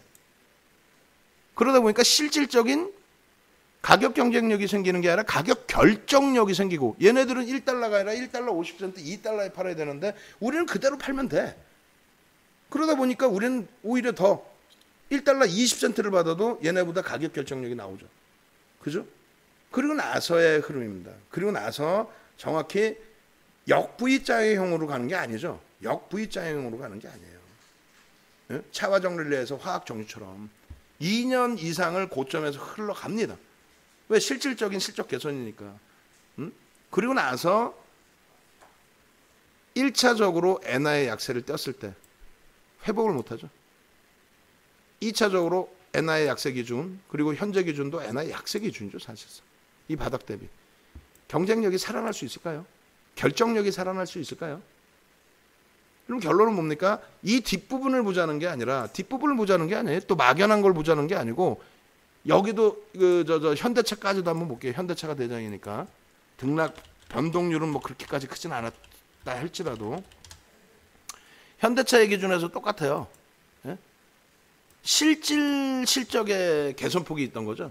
결론적으로는 요 기준에서 뒷부분을 야 이걸 왜 들어가 이게 아니에요. 여기서부터 여기까지 수익을 내면 돼. 어떻게? 가격 경쟁력이 아니라 가격 결정력이 있었다는 거죠.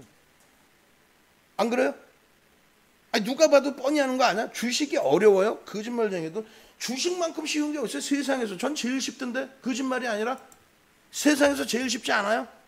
전 제일 쉬워요.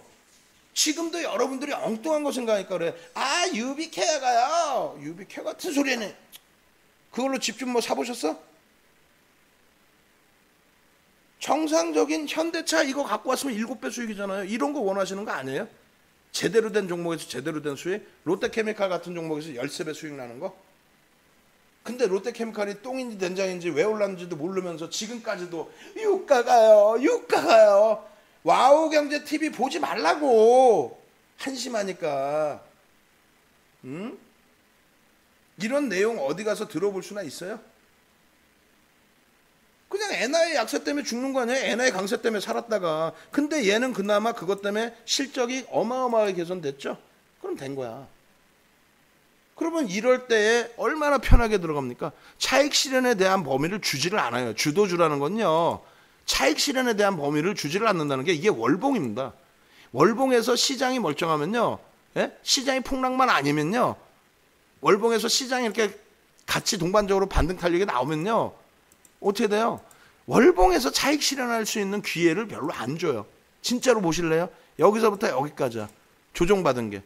요 등락 범위가 얼마나 나오겠어요, 이게? 여러분들의 매수 평균 단가 대비 10%를 넘는 경우가 드물어요. 여러분들의 매수 평균 단가 대비 10% 조정받는 게 드물다니까. 아니, 왜 맨날 최고점에만 샀나? 그럼 최고점에 샀으면 현대차 같은 경우에 저 당시 기준에 최고점에 사서 분할 매수 안 해요? 꼭 보면 나는 여기서 샀대. 예? 꼭 보면 시장이 1000에서부터 2000 가는데 1500에 들어와 놓고 자기 계좌는 2000포인트가 원금이래. 그런 못된 전두환 아저씨 같은 그런 심리를 갖고 계시면은 안 된단 말이에요. 여러분들이 이 종목을 사실 때 최고점에 사셨나? 그럼 반성하셔야지. 최고점에 사셨으면 감내를 하셔야지. 그잖아요. 이게 뭐 얘만 깨졌겠어 이때? 시장도 깨졌겠지? 네이버를 지금의 기준에서 예를 들어서 네이버를 아우 부럽다 이렇게 하지 마시고 네이버의 기준에 3월달은 누구나 붕괴됐던 그 흐름이니까 그럼 네이버를 예를 들어서 3월이 없다고 치면요. 여기서 최고점 19만 원에 사셨나? 그럼 분할 매수를 처음부터 했어야죠. 네이버 30% 들어갈 겁니다. 일단은 10% 채우고요. 밀리면 밀릴수록 5% 단위로 최대 30%까지는 채우고 갑니다. 이게 멘토의 역할 아니에요? 그냥 네이버 아우 좀 빠졌어. 아우 더 사요. 네이버 좀 빠졌어. 더 사. 몇 퍼센트 기준도 없어. 저 손실인데 아이 더 사. 땅 파서 사나?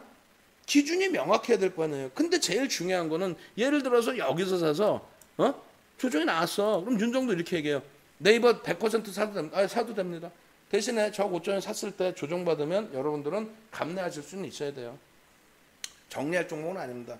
정리할 정도의 수준의 시장의 흐름이 나오면 그때는 정리를 하셔야겠지만 지금의 추세 유지되면 상관없습니다.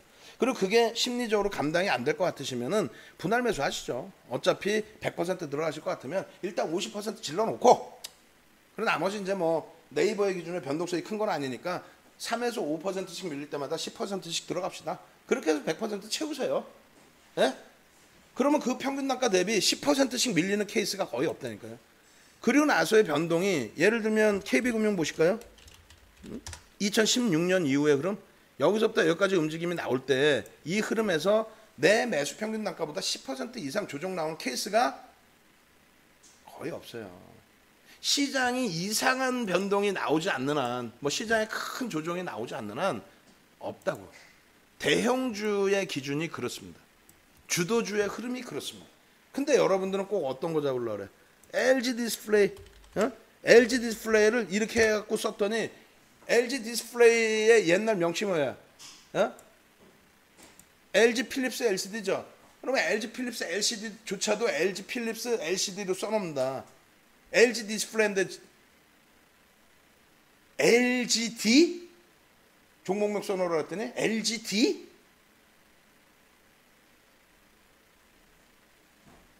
여러분들 그러시면 안 돼요. 저희 연구원 얘기하는 거예요. 어디서 못된 것만 배웠고 LDG? 예전에요. 종목 상담이 전화 통화로 됐을 때 지금 안 되죠. 불법이죠. 전화 통화로 종목 상담이 됐을 때가 있어요. 그때 당시에 전화통화 종목 상담이 되는데 한참 설명하고 있었는데 알고 보니까 가격이 안 맞아. 이름이 거의 똑같은 종목이었어. 지금도 이름 비슷한 종목 몇 개 있죠. 어디 건방지게 LG 디스플레이, LGD? 여러분들 말고. 이런 종목을 결과론적으로 얘기하는 게 아니라 이런 종목을 아직도 갖고 계신 분들이 계시니까 그래요. 오늘 교육받으신 분들 어때요? 거래량으로 보니까 잘 모르겠죠. 에? 거래량으로 보니까 잘 모르시잖아요. 거래대금의 정점다라고 난 이후의 흐름에서 특히 여기서도 마찬가지예요. 거래대금이 살아납니까? 교육 다 받으신 분들 기준에 추세 살아납니까? 일본 기준에서 5MA, 20MA 거래량을 빵빵빵 터트리면서 막 양봉으로 돌려주는 흐름이 있었어요? 없단 말이야. 추세 범위에서 추세를 막 따라가는 범위가 얼마나 나와요? 대바닥의 종목을 잡는 게 아니라 실적이 나와서 움직일 수 있는 종목을 잡으시는 거예요. 어떤 거? 지금의 기준이면. 지금 시장 좋다고 표현했잖아요. 어떤 기준이에요? 이런 기준이지. 이런 거. 이런 거. 대바닥에 이 대바닥을 잡는 게 아니라 이런 걸 잡으셔야죠. 응? 미국 장의 흐름이 그렇죠. 미국의 시세의 흐름이 예? 욕심을 버리시란 말이에요. 욕심을. 다우지수의 기준이 예? 지금 보시면 어때요? 이게 대바닥입니까? 그럼 다우지수 못 사겠네. 예? 올라가다가 조정받고 돌려서 갈 수 있는 쪽을 기준을 잡으시는 거지. 대바닥으로 내려 꽂히고 있는 그런 쪽의 기준? 뭐 예를 들면은 중국 상하이 지수 보면서 아우 좋아요 이렇게 잡나 여기서? 아우 좋아요 이렇게 잡습니까? 응? 안 된단 말이에요. 추세를 돌려놓는 그런 쪽의 기준을 놓고 보시는 겁니다. 자, 일단은 시장은 그래서 주도주를 잡으셔야 된다, 주도주 역할을 보셔야 된다 이런 말씀을 드리는 거고, 그리고 나서 추가적으로 단기 공략주에 대한 교육을 간단하게만 해드리면, 하다못해 우리 유료 교육 강의 교재 내용보다 아주 그냥 오늘 윤정도 무지하게 반성을 했습니다. 방송국 가지고 간 원고 내용이 훨씬 나. 막말로 환불해달라고 하면 다 환불해드려야 되는 거야. 오늘 교육은. 오늘 교육 참여하신 많은 분들께서 교육 끝나셨습니다. 대박입니다. 그게 시장에서 시중에서 하고 있는 교육이잖아요. 그죠? 준비 하나도 없이 HTS 꺼내놓고 깔짝깔짝 대는 거. 방송에서도 PPT 한 장 없이 PPT 다 마케팅 자료 갖고 뭐 그런 거 같죠? 그런 거 다 떠나서 PPT 한 장 없이 방송 HTS 꺼내놓고 깔짝대면서 오늘 뭐 시장이 어땠고요 이런 까불까불 대는 거. 윤정도 제일 싫어하는 거.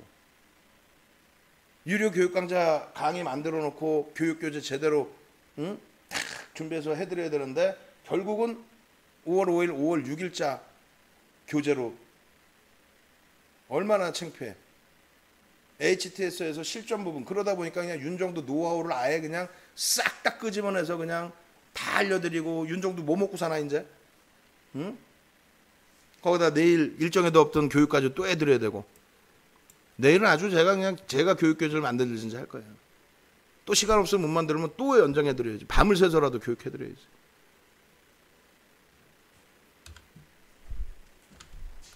지금 이쪽 교재를 보면은 이렇게 돼 있어요. 유비케어 같은 경우에 간단하게 말씀을 드립니다. 유비케어 같은 경우 이 캔들의 기준에서는 사실 잡을 수 있는 종목이 아니에요. 왜? 거래량이 없습니다. 혼나야죠. 예. 유비케어 같은 경우 거래량이 없어요. 망치형이 떴어. 거래량이 있습니까? 없죠. 장학형이 떴는데 거래량이 있네. 거짓말쟁이들. 거래량이 이게 월복인데 이 거래량 갖고 되겠어요? 안 된단 말이에요. 월봉 기준에 저 거래량이면 되지를 않아요. 그럼 윤정도도 이 기준에 망치형 떴습니다. 장학형 떴습니다. 이건 마케팅인 거야. 실질적인 매매는 개별 매매뿐이 안 됩니다. 지금의 기준은 거래일수가 5월 8일까지 몇 번 되지도 않죠. 그럼에도 불구하고 거래되면 월등히 터지죠. 그게 결론적으로 실제 잡을 수 있었던 거는 말씀드린 것처럼 언제 잡을 수 있어요? 아까 우리는 교육을 다 해드렸습니다. 여러분들은 어쩔 수 없어서 스스로가 보셔야 되는데 여기서부터 당겨서 보세요. 여기서부터. 요날까지. 여러분들의 선배 되시는 분들께서 요날 우리 킹크랩님이신 것 같기도 하고 아마 킹크랩님이신 것 같아요. 요날까지 수익 났습니다. 요날 대박 수익 났습니다. 와 3거래일째 잘 먹었습니다. 이게 이제 여기가 거래대금이 300억 400억 500억 분이 안 돼요. 그래서 말씀드린 게 거래대금이 그 정도 수준이니 우리가 21선만 보여드리지만 OMA까지 같이 보시면서 단기 매매 하실 수 있고 추세 매매 하실 수 있고, 대신 우리는 전체가 들어가야 되니 1,000억 이상의 거래대금을 봐야 된다. 근데 아예 거래대금이 없다가 이때 터졌단 말이야. 이 부분을 다시 보여드릴게요. 아예. 자, 보시면은 유비케어 이런 종목을 윤정두가 거래 터지기 전에 또 그 이전에 잡아서 대박 났습니다. 여러분들 보셨죠? 개장 전에 올려드린 거 보셨죠? 이거에 대해서 에이 거짓말쟁이 어떻게 저걸 맨날 상한가 다 잡아. 우리 맨날 상한가 다 잡죠. 뻥이 아니라 맨날 상한가 다 잡잖아요. 거짓말이 아니잖아. 얘 땡겨보세요. 얘를 이렇게 보시면 정상적으로 보이죠. 무슨 얘기냐면 다시 보여드립니다. 아예 멀리까지 볼게요. 지금 거래대금이 여기서 먼저 줄을 하나 거놓을게요. 줄을 하나 1,000억이면은 요 정도입니다. 1,000억이면 그죠? 1,000억의 거래대금이면 요 정도의 기준이 돼야 1,000억입니다. 그죠? 자, 다시 멀리서 놓고 봅니다. 1,000억의 거래대금이 수반되는 게 어디 있었나요? 1,000억? 1,000억. 더 당겨서 볼까? 1,000억. 예? 1,000억의 거래대금이 2015년도 이후에는 1,000억의 거래대금이 수반된 게 없어요. 여러분들이 지금 시각적으로 보신 거 아니에요. 예? 시각적으로 보실 때 더 봐? 9999로 볼까? 1,000억의 거래대금이 여기서 터진 게 이 검은 색깔이 2015년 이후에 없어요. 때가 안 탔다는 거야. 2018년 이후로 볼까요? 1,000억의 거래대금 여기 한번 바짝 붙이나? 이게 1,000억 되나? 이것도 1,000억 안 되는데? 그죠? 1,000억이 안 돼요. 500억, 600억? 결론적으로 이 당시 기준에 다시 지워놓습니다. 이 당시 기준에 여기서도 이렇게 보시면은 여러분들 가슴속으로 생각할 때 어떤 생각을 가져요? 나 이런 데서 살 수 있을 것 같아. 야, 이런 데서 살 수 있을 것 같아. 뭐 살 수 있죠, 분명히. 근데 다시 보겠습니다. 막연하게 사고 막연하게 들어가는 게 아니라 자, 보시면 이렇게 돼 있어요. 들어갈 수 있어요? 교육받으신 분들은 못 들어간다고 생각을 하셔야 돼요. 왜냐하면 그나마 여기서는 좀 고민을 해볼 수 있습니다. 왜 300억, 500억, 700억 거래대금 터지면 들어갈 수 있다 했으니까. 여기서는 이게 환급성이 나와요? 하루에 거래대금 100억도 안 나오는 게 우리가 전체적으로 시장에 아니라 우리가 무료방에 몇 분 계세요? 5,000분이 계시죠 지금. 유료방만 700분이 넘게 있어요. 그럼 문자 한번 빵 쌌어. 100만 원씩 들어오면 50억이에요. 50억인데 얘 하루 거래대금이 어떻다고? 안 나와. 100억이 안 나와요. 100억이 안 나오는 종목 우리가 50억 들어가면 상한가겠네? 예? 누구는 또 100만 원 더 들어가겠죠. 누구 한 1억씩 들어가 버리면 이거 어떻게 할 거야? 유비케어 이거 어떻게 할 거예요? 거래량 없을 때 이거 어떻게 할 거야? 60만 주, 64, 24, 24억? 이거 어떻게 할 건데? 이걸 매집을 했다고? 거짓말쟁이들 3,000원이야, 12억이야. 이걸 매수할 수 있어요? 거짓말쟁이다. 결론적으로는 이 종목은 바닥에서 살 수 있는 게 아니에요. 개별적으로 운 좋게 들어왔으면 모를 거야. 그런 경우엔 추세 매매를 한다 그랬죠. 이평선 매매를 하든 추세 매매를 하든 결론적으로 300억이 넘고 400억이 넘어서 툭툭 건드네요. 요거 1,000억 넘긴 그 흐름이 별로 없었는데 뭐 내용 있어요? 정책 수혜주가 될 수 있어요? 비대면 관련해서 내용이 있어요? 그래요? 그래도 뭐 이거 뭐 누가 건드려 움직이지. 결론적으로 1,000억 넘기는 날 있으면 들어갈 수 있습니다. 1,000억이면 얼마예요? 이때 6,000원이니까 예를 들어서 1,500만 주만 거래 실리면 들어갈 수 있습니다. 이렇게 설명을 하겠죠. 그럼 우리 교육받으신 분들은 어떻게 다 보이시죠 이제? 1,500억의 기준에 어떤 식으로 대처를 하면 되겠구나.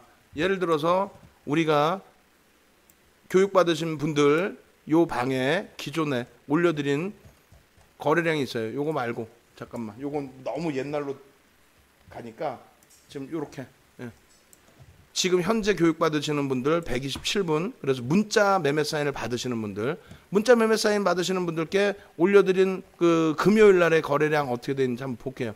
금요일 날 게 있나? 어디 있나?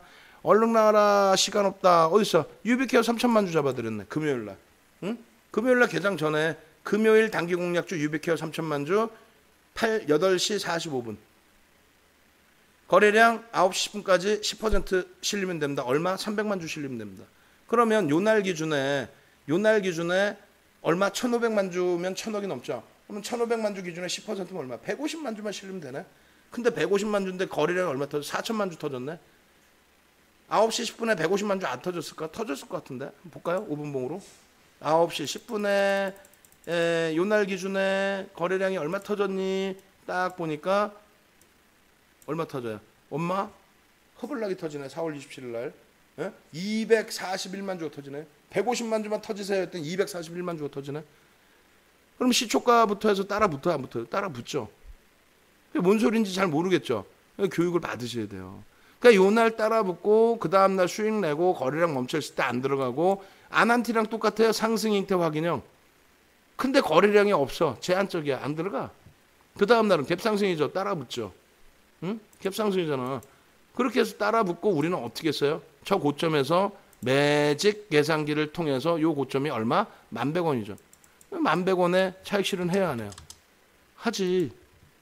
하잖아요. 왜? 교육을 받았잖아요. 교육을 뭐라고 받습니까? 교육 받은 거 간단하게 또 보여드릴게요. 교육 나와라. 빨리 나와라. 기다리고 계시니까.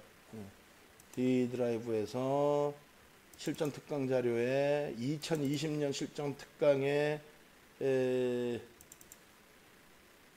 5탄 주도주 거기에 단기 공략주 필살기 부분 그 부분에 아유 이것도 지금 또 화가 날라 그래요.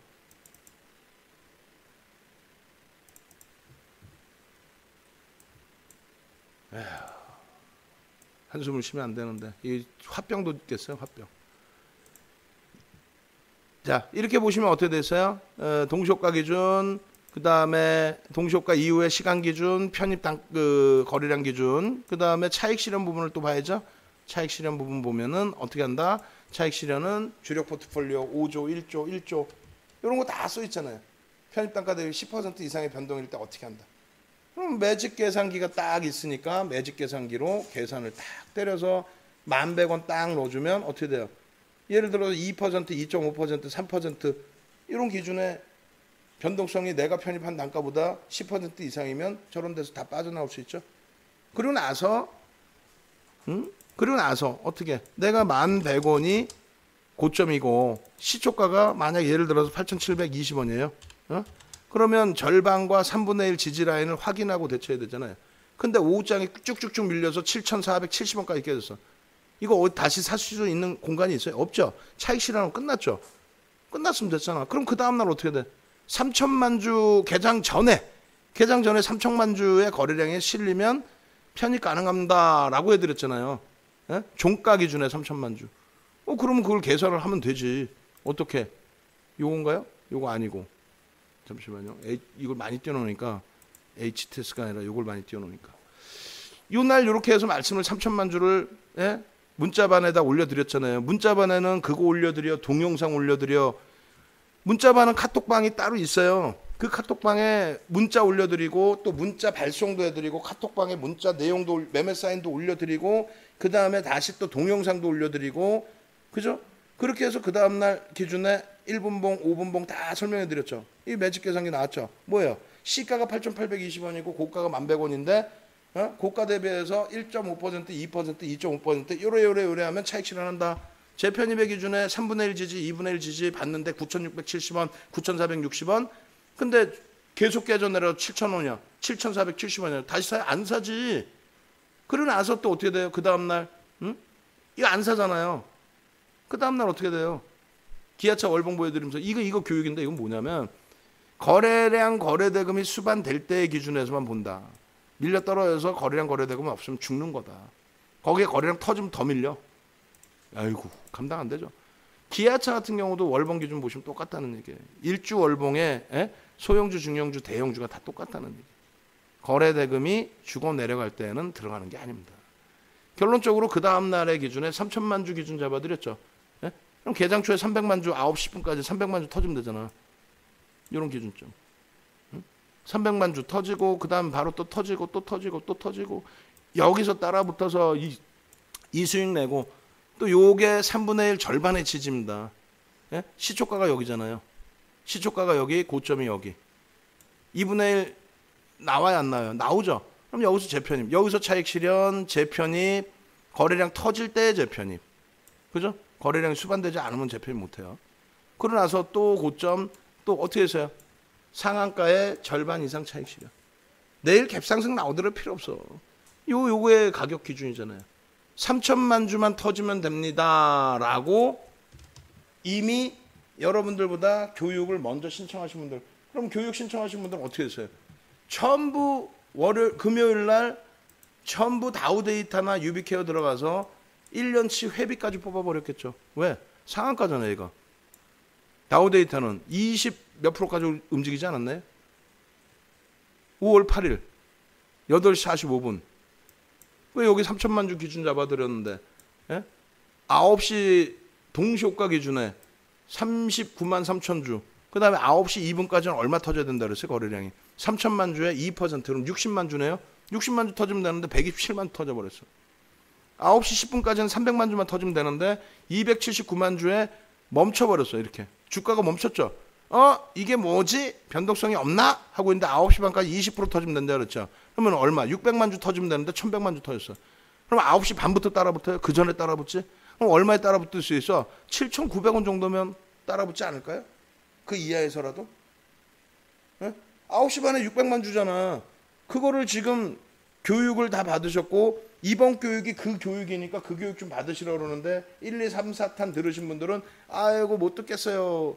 1, 2, 3, 4탄 듣고 5탄 들을게요. 안 된다니까. 5탄을 먼저 들어야 된다니까.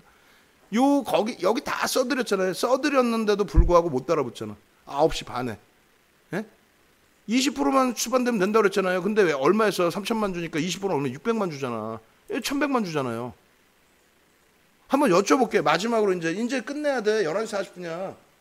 지금 얘기하는 거 알아들을 수 있다 하시는 분들, 그래야 뭐 종목을 드리든 말든 할 거야. 못 알아듣는데 뭐 종목 드리면 되겠어? 333. 에? 무슨 얘기냐면 개장 전에 8시 45분에 종목이나 많아. 2200개 종목에서 6개인데 우리 정회원님들이나 지금 교육받으시는 분들 아침에 이거 드려야 될 거 아니야. 지금 내일부터 안 드리면 어떻게 할 거야? 몇 종목, 한 종목 딱 주고 말면 어떻게 할 거야? 유비케어 3천만 줍니다. 9시 10분에 10%, 9시 반에 20%, 그럼 600만 주네. 20%니까 600만 주만 터지고 양봉이면 사실 수 있습니다. 시초가 대비 양봉이네. 윗꼬리도 거의 없는 삿바형이네. 예? 333 왜 이렇게 안 눌러? 연구원 포가 왜 눌러? 연구하고 있어야지 왜 눌러 그거를? 그잖아요. 알아들을 수 있죠. 쉽죠. 뭐 쉬운데 왜 못 샀냐고. 내 말은. 월요일날 유비케어 같은 종목 하나 안 잡으실 거예요? 월요일날 아난티 같은 종목 안 잡으실 거예요? 아난티를 우리가 바닥부터 잡고 왔나? 못 잡았어. 우리는 바닥에 안 잡아. 응? 유비케어만 지금 몇 번을 먹어요? 우리나라에 가장 먼저 들어왔을 걸 전문가 중에 300억씩 터지고 있을 때 무조건 사는 게 아니라 1000억 딱 넘기는 순간 매수! 차익 실현. 목요일 날 매수! 전량 차익 실현 끝. 7,470원까지 받았어? 금요일 날 3천만 주면 터지면 되겠습니다. 그럼 3천만 주 터지는 근거에 대해서 여러분들 교육 받으셔야 될 거 아니에요? 유비케어를 잡아낼 수 있는 방법에 대해서 교육 받으셔야 될 거 아니에요? 그 교육을 받으려는데 싫어? 다시 말씀드립니다. 17일 날, 5월 17일 날 4시간 이상의 교육을 다시 또 진행할 거예요. 똑같은 걸로 주도주와 단기공략주로. 유비케어를 잡는 방법 오늘 다 배우셨죠? 그리고 오늘 또 월요일 화요일 날 5시간 반, 오늘 최소 3시간 8시간 반, 내일 또 1시간 반 이상 10시간짜리의 VOD를 드릴 거고, 일요일 날 기준에 또 4시간 이상의 교육을 또 해드려요. 그렇게 하고 일요일 날 교육 받으시는 분들은 2주간의 문자 서비스를 드리는데, 일요일 날 교육의 기준에서 2주간의 문자 서비스는 월요일부터 받으시게 된다면, 그러니까 일요일 날 기준 17일에 15일, 결론은 5월 말까지. 예. 5월 말까지. 이해되시죠? 5월 11일부터 5월 말일까지 문자 서비스를 받으실 수 있어요. 얼마? 110만 원인데 오늘 가입하시고 내일 가입하시는 분들은 문자를 내일 아침부터 개장 전부터 받으시고, 그리고 55만 원, 50% DC에서 55만 원. 그다음 기존에 문자 받으시는 분들은 2주 연장을 해드릴 테니까. 3주 주세요. 안 돼. 2주 연장이고 대신에 또 들으시는 거니까 그거에 대해서는, 그 부분에 대해서는 또 50% DC를 해드립니다. 또 DC를 해드릴 테니까 그렇게 해서 참여하시면 돼요. 그러면 문자를 계속 할인해서 들어오시는 거죠.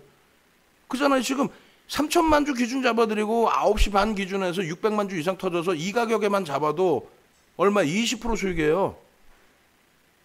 안 그래요? 다우데이터는 다우데이터 못 잡아서 말도 안 되는 소리. 다우데이터 보여드려요? 다우데이터 기준 거래량 몇 주 잡아드렸어요? 내일 아침에 이런 종목 안 잡고 싶어요? 나머지 종목은 뭐 실패됐나? 아, 실패 안 됐어요. 무슨 소리야. 거래량 터지고 양봉인 것만 들어간다 그랬잖아요. 다우데이터 500만 주죠. 500만 주 기준 잡아드렸죠. 원래 1000만 주 기준 잡아드려야 되는데 실패한 거예요. 잘못 보낸 거예요. 사실은 잘못 보낸 거예요. 솔직하게 말씀드리잖아. 왜? 500만 주면 1000억이 안 되지. 근데 공격적으로 기준을 잡아드린 거예요. 저게. 9시 1분 기준 보실까요? 다우데이터 살 수 있었는지? 살 수 있었다니까. 거짓말쟁이인 줄 알아 윤정도를. 자, 9시 1분에 얼마 터집니까? 500만 주 기준에 9시 1분 기준에 50만 주가 터져버려요. 1000만 주의 기준을 잡았어도 1000만 주에 2%면 얼마입니까? 20만 주만 터지면 돼요. 9시 10분까지는 1000만 주 기준에 10%니까 100만 주만 터지면 돼. 예? 거래량 거의 100만 주 육박해 버리죠. 그죠? 9시 10분까지 이게 1분봉이다. 육박이 아니라 넘죠. 9시 10분 기준에. 그럼 9시 5분에 이미 9시 5분에 얼마가 터져요? 보시자고요. 이거를 못 사? 교육을 받으시고 못 사? 왜 거짓말쟁이들. 여기서 보시면 어떻게 돼요? 9시 5분이면 여기까지잖아요. 여기까지 기준에 9시 5분 기준에 거래량이 얼마? 변동 거래량으로 보겠습니다. 다우도 여기 있겠다. 다우데이터 보겠습니다. 다우데이터 없나? 다우데이터. 다우데이터 있습니다. 다우데이터 보여요, 안 보여요?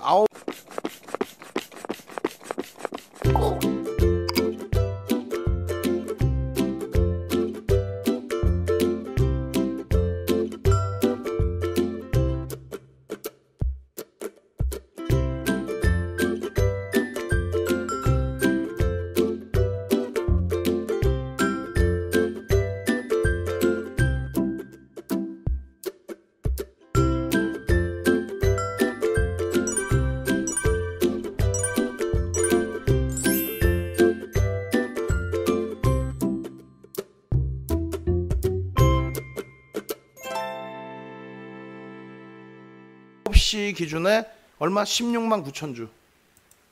그죠? 9시 2분 기준에 얼마? 86만 9천 주. 2분 만에 얼마 터지라 그랬어요? 거래량이. 1000만 주에 2%니까 20만 주만 터지면 돼요. 오늘 교육받을 때 5% 기준 잡아드렸죠. 9시 11분이 9시 11분이 정확해? 9시 10분이지? 10분 데이터 없어서. 그럼 밑에다 써놔야지. VI 걸렸습니다. 9시 11분의 기준에 269만 6천 주예요. 무슨 얘기예요? 9시 10분까지 10% 터지면 된다 그랬죠. 100만 주만 터지면 된다 그랬죠. 근데 벌써 이미 19%야. 그러면 따라붙어요, 안 따라붙어요? 그것도 기준을 잡아야지. 못 따라붙어요. 그럼 결론은 어떻게 되냐면, 자, 다우데이터 기준 거래량 동시효과부터 수반이 됩니다. 이거 너무 많은 걸 교육해 드리는데 그래도 상관없어요. 왜? 여러분들이 지금 이 시간까지 계시는데 해드려야 될 거 아니야. 그죠? 요 기준에서 처음에 형성되는 그 캔들의 모양새를 한번 보자라는 거예요. 캔들의 모양새를. 여기에 기준에서 뭐 양봉이 실리고 돌렸던, 음봉으로 밀리고 돌렸던 여기에 기준에서 기준 거래량 설정이 됐죠. 그럼 시초가가 어딥니까? 여기죠. 기준 거래량이 설정이 돼 있는데 시초가를 넘기는 양봉이 나온다. 어떻게 됩니까? 따라붙죠. 그럼 사실상 꼬리가 달려도 따라붙죠? 그래, 안 그래요? 망치형이잖아. 거래량이 형성됐으니까 망치형 따라붙는데 요건 안 배우셨으니까 그러면 어떻게 돼? 시초가 넘기는 양봉이면 따라붙어야 따라붙죠. 따라붙고 고점 형성되고 밀렸어요. 이 고점이 내가 편입한 단가가 시초가가 11,500원인데 예를 들어서 11,500원 대비해서 한 5% 움직이고 다시 대밀렸는데 손절 범위도 아니야. 그럼 정리할까요? 얘가 극대형주여서 5% 움직였으니까 한 2% 밀리면 차익 실현할까요? 아니죠. 그럼 여기선 가지고 가는 구간이잖아요. 그죠? 그렇게 해서 여기까지 움직였어요. 여기까지 움직였는데 계산기를 두들겨 보자 이거야. 기가 막힐 거야. 이 매직 계산기 안 받을 거예요? 이 매직 계산기는 1탄에서 4탄까지 다 들으신 분들하고 5탄 수강하시는 분들만 드린다 그랬어요. 매직 계산기 넣으니까 11,500원이죠. 시가가. 이 고점이 얼마입니까? 단기 고점이 12,800원입니다. 정확히 따져보자고 우리가 거짓말하는지 윤정두가. 이거 분명히 방 안에서 들어가신 분들이 계시니까 12,800원입니다.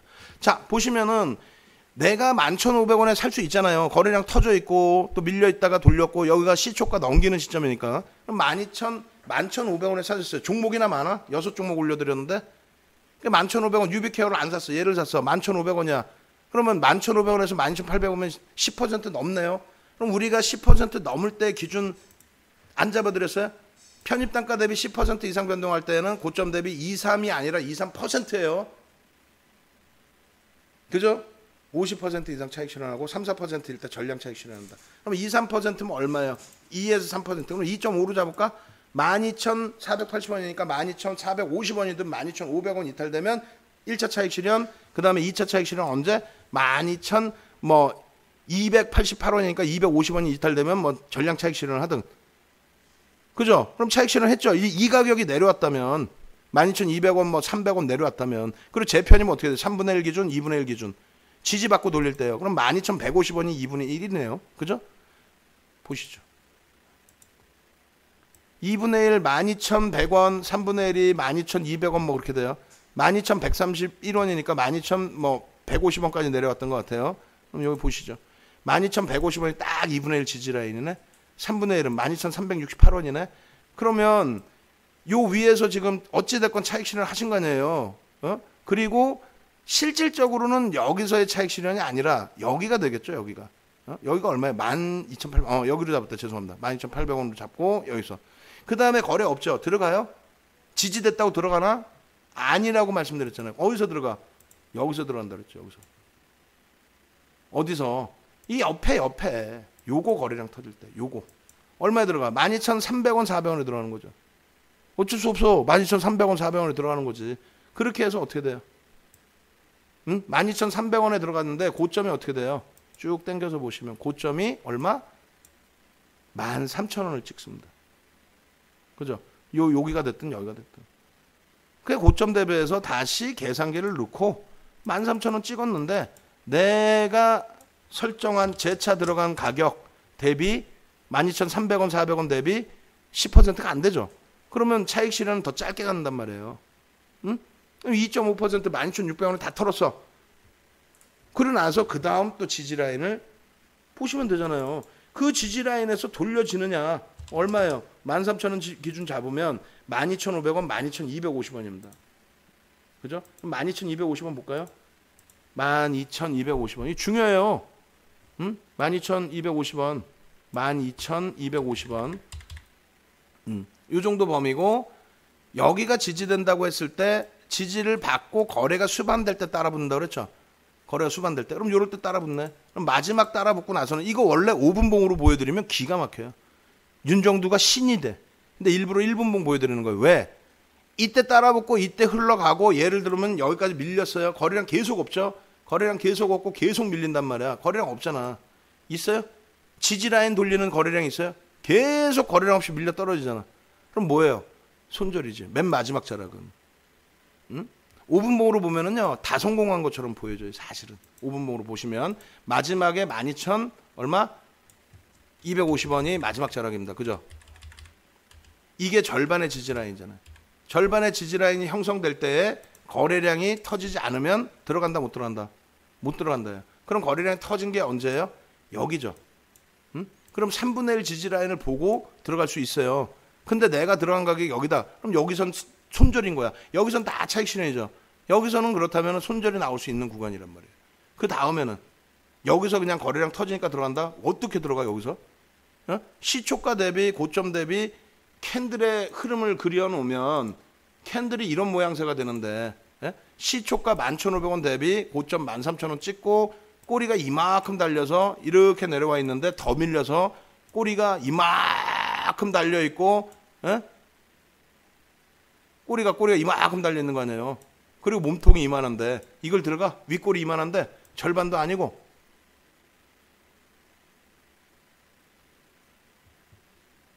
결론적으로 여러분들이 다우데이터도 성공을 할 수 있었다 없었다? 성공을 하죠. 거기다가 뭐 매직 계산기는 별게 아니죠. 별게 아니라 그러면 또 혼날 수 있고 그래도 어렵게 만들어 주셨는데 별게 아니라는 게 아니라 그 여러분들의 속도 부분에서도 굉장히 필요한 거예요. 그리고 다우 데이터 같은 경우도 어때요? 개장 전에 올려드렸죠. 그 전날 상한가이긴 합니다만 거래 대금이 사실은 얼마 안 돼요. 그래서 1,000억의 기준을 잡아드리는 거예요.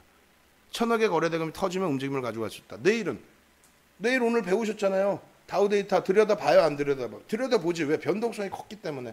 거기에 거래 대금 1,000억을 넘겼기 때문에. 100% 성공한다? 아니죠. 그러면 나머지 종목군들, 올려드린 종목에서 나머지 종목군들을 볼까요? 나머지 종목군들은 어떻게 됐는지. 자, 옆에다 놓고 하나씩 보겠습니다. 유비케어 성공했죠? 상한가까지 갔죠? JNTC도 성공하고 나서 꼬리 달고 내려왔어요. 응? 그죠? 그럼 우리는 어떻게 해요? 이 종목 들어왔을 때 여기서부터 여기까지 수익 내고 매직 계산기 이용해서 꼬리 달고 내려오면 차익 실현한다. 그러면 이 종목의 변동 기준이 얼마큼 됐는지를 한번 봐야죠. 대략적으로라도. 그러면 6종목 올려드렸는데 6종목 중에 얘는 JNTC는 얼마예요? 시가총액 6,971원입니다. 시초가 6%에 고가가 13%예요.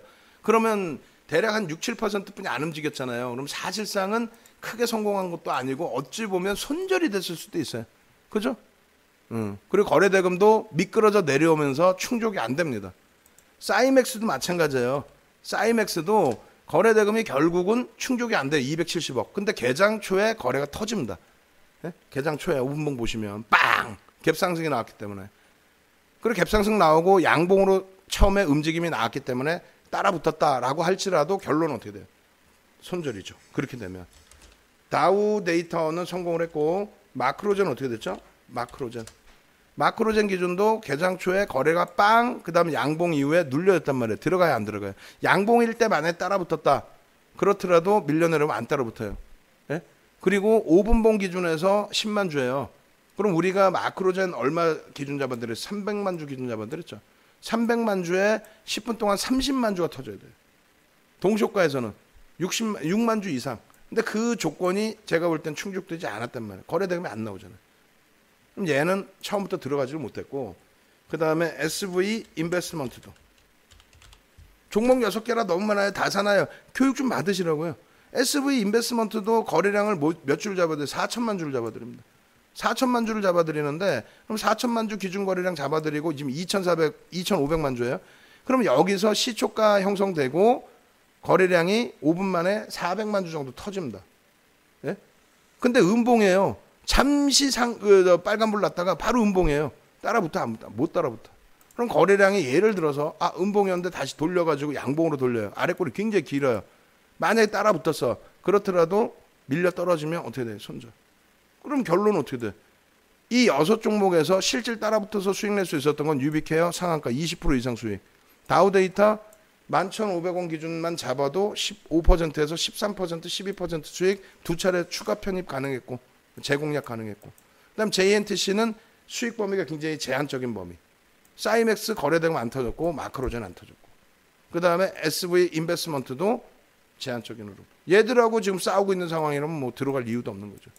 결론은 내일 아침에도 이런 종목을 또 오픈을 해드립니다. 중요한 거는 여러분들이 교육받으셔서 이 종목군들에 대해서 종목을 설정할 수 있는 거 교육해드렸죠. 종목을 잡아낼 수 있는 거, 종목 잡아낸 이후에 거래량, 거래대금 설정할 수 있는 거, 그 다음에 시간별 거래량을 보고 대처할 수 있는 거, 그 다음에 차익 실현할 수 있는 범위, 그 다음에 그거를 매직 계산기를 이용해서 좀 편안하게 대처할 수 있는 거, 그죠? 그거를 대처하시죠. 그게 당분간 안 되신다면 교육받는 동안 안 될 수 있잖아요. 하루 교육받아도 돼. 그럴 때 개장 전에 윤정두가 종목을 올려드린다. 그렇게 하고 장 중에 어떻게 해요? 문자가 나가잖아요. 이렇게 문자가 나가고 그 다음에 어떻게 합니까? 동영상이 올라가야 안 올라가요? 카톡방에 여러분들이 직장 다니면서 동영상 보고 싶을 때 보시는 거예요. 그렇게 하고 그 다음에 이런 기준에서 수익 종목, 단기 종목, 교육 다 받으시고, 한국 사람이 초보자지만 매직 계산기 받아볼 수 있나요? 저도요. 네, 가능하십니다. 어떻게 합니다. 이렇게 수익 내시면 되는 거지. 그러니까 기준 거래량은 어떻게 계산하냐? 오늘 교육했다고. 그러니까 그 55만 원이 비싸다 많다라고 생각하지 마시고 두 가지만 말씀드리고 끝냅니다. 하나는 요거 연장을 해요. 17일 날 또 연장을 할 겁니다. 그 77만 원 돼 있는데 요거 55만 원으로 해드릴 테니까 그대로 결제하시면 저희가 내일 다시 등록해드리고 대신에 이제 문자 받으셔야 될 거 아니에요. 내일 아침 당장 문자 받으셔야 될 거 아니에요. 그래서 요 단기 그 공약주 기준에서의 기준은 5월 말일까지 문자를 드립니다. 그러면 내일 가입하시는 분들, 오늘 가입하시는 분들, 내일 가입하시는 분들, 모레 가입하시는 분들 날짜가 하루씩 뒤로 밀리는 게 아니라 무조건 5월 30일이니까 손해죠. 나중에 가입하는 게. 하루라도 일찍 가입하는 게 이득이죠. 그리고 두 번째로는 VOD 1탄 그 기준에서 VOD를 1, 2, 3, 4탄이 있는데 요게 지금 갭과 거래량이란 말이에요. 갭과 거래량. 요거를 지금 17일까지 기준을 잡아드립니다. 50% 할인해드리고 USB 드리고 여기에 추가할 것도 있어요. 1탄의 VOD. 1탄의 VOD도 드립니다. 1탄 그냥 들으시는 게 아니라 1탄의 VOD도 듣고 홈페이지에서도 듣고 VOD도 듣고 99만 원짜리 USB도 듣고 교재도 받고 문자도 2주간이라고 써 있는데 5월 31일까지. 요 상품에 한해서만. 요 상품에 한해서만. 1탄에 한해서만. 그렇죠. 55만 원 교육이 550 그 이상이죠. 여러분들이 어디 가서 윤정도 거 300만 원짜리 이거 들으실 필요가 없다고 하면 또 결제하신 분들은 화나실 수 있으니까. 예. 여기까지. 그래서 여러분들이 스스로 매매를 좀 하실 수 있는 방법을 가져가시기 바랍니다. 예. 고생들 많이 하셨고요. 개별 문의는 단톡방에 또 올려놓으시면 대답해 드릴 수 있는 내용은 대답을 해드릴게요. 아시겠죠? 그렇게 하시고 지금 전화는 지금 11시 58분이기 때문에 12시 10분까지만 받을 수 있어요. 10분 정도만 카드 결제하시는 분들. 그래야 내일 아침에 일단 문자 사인 받으셔야 되니까. 고생들 하셨습니다.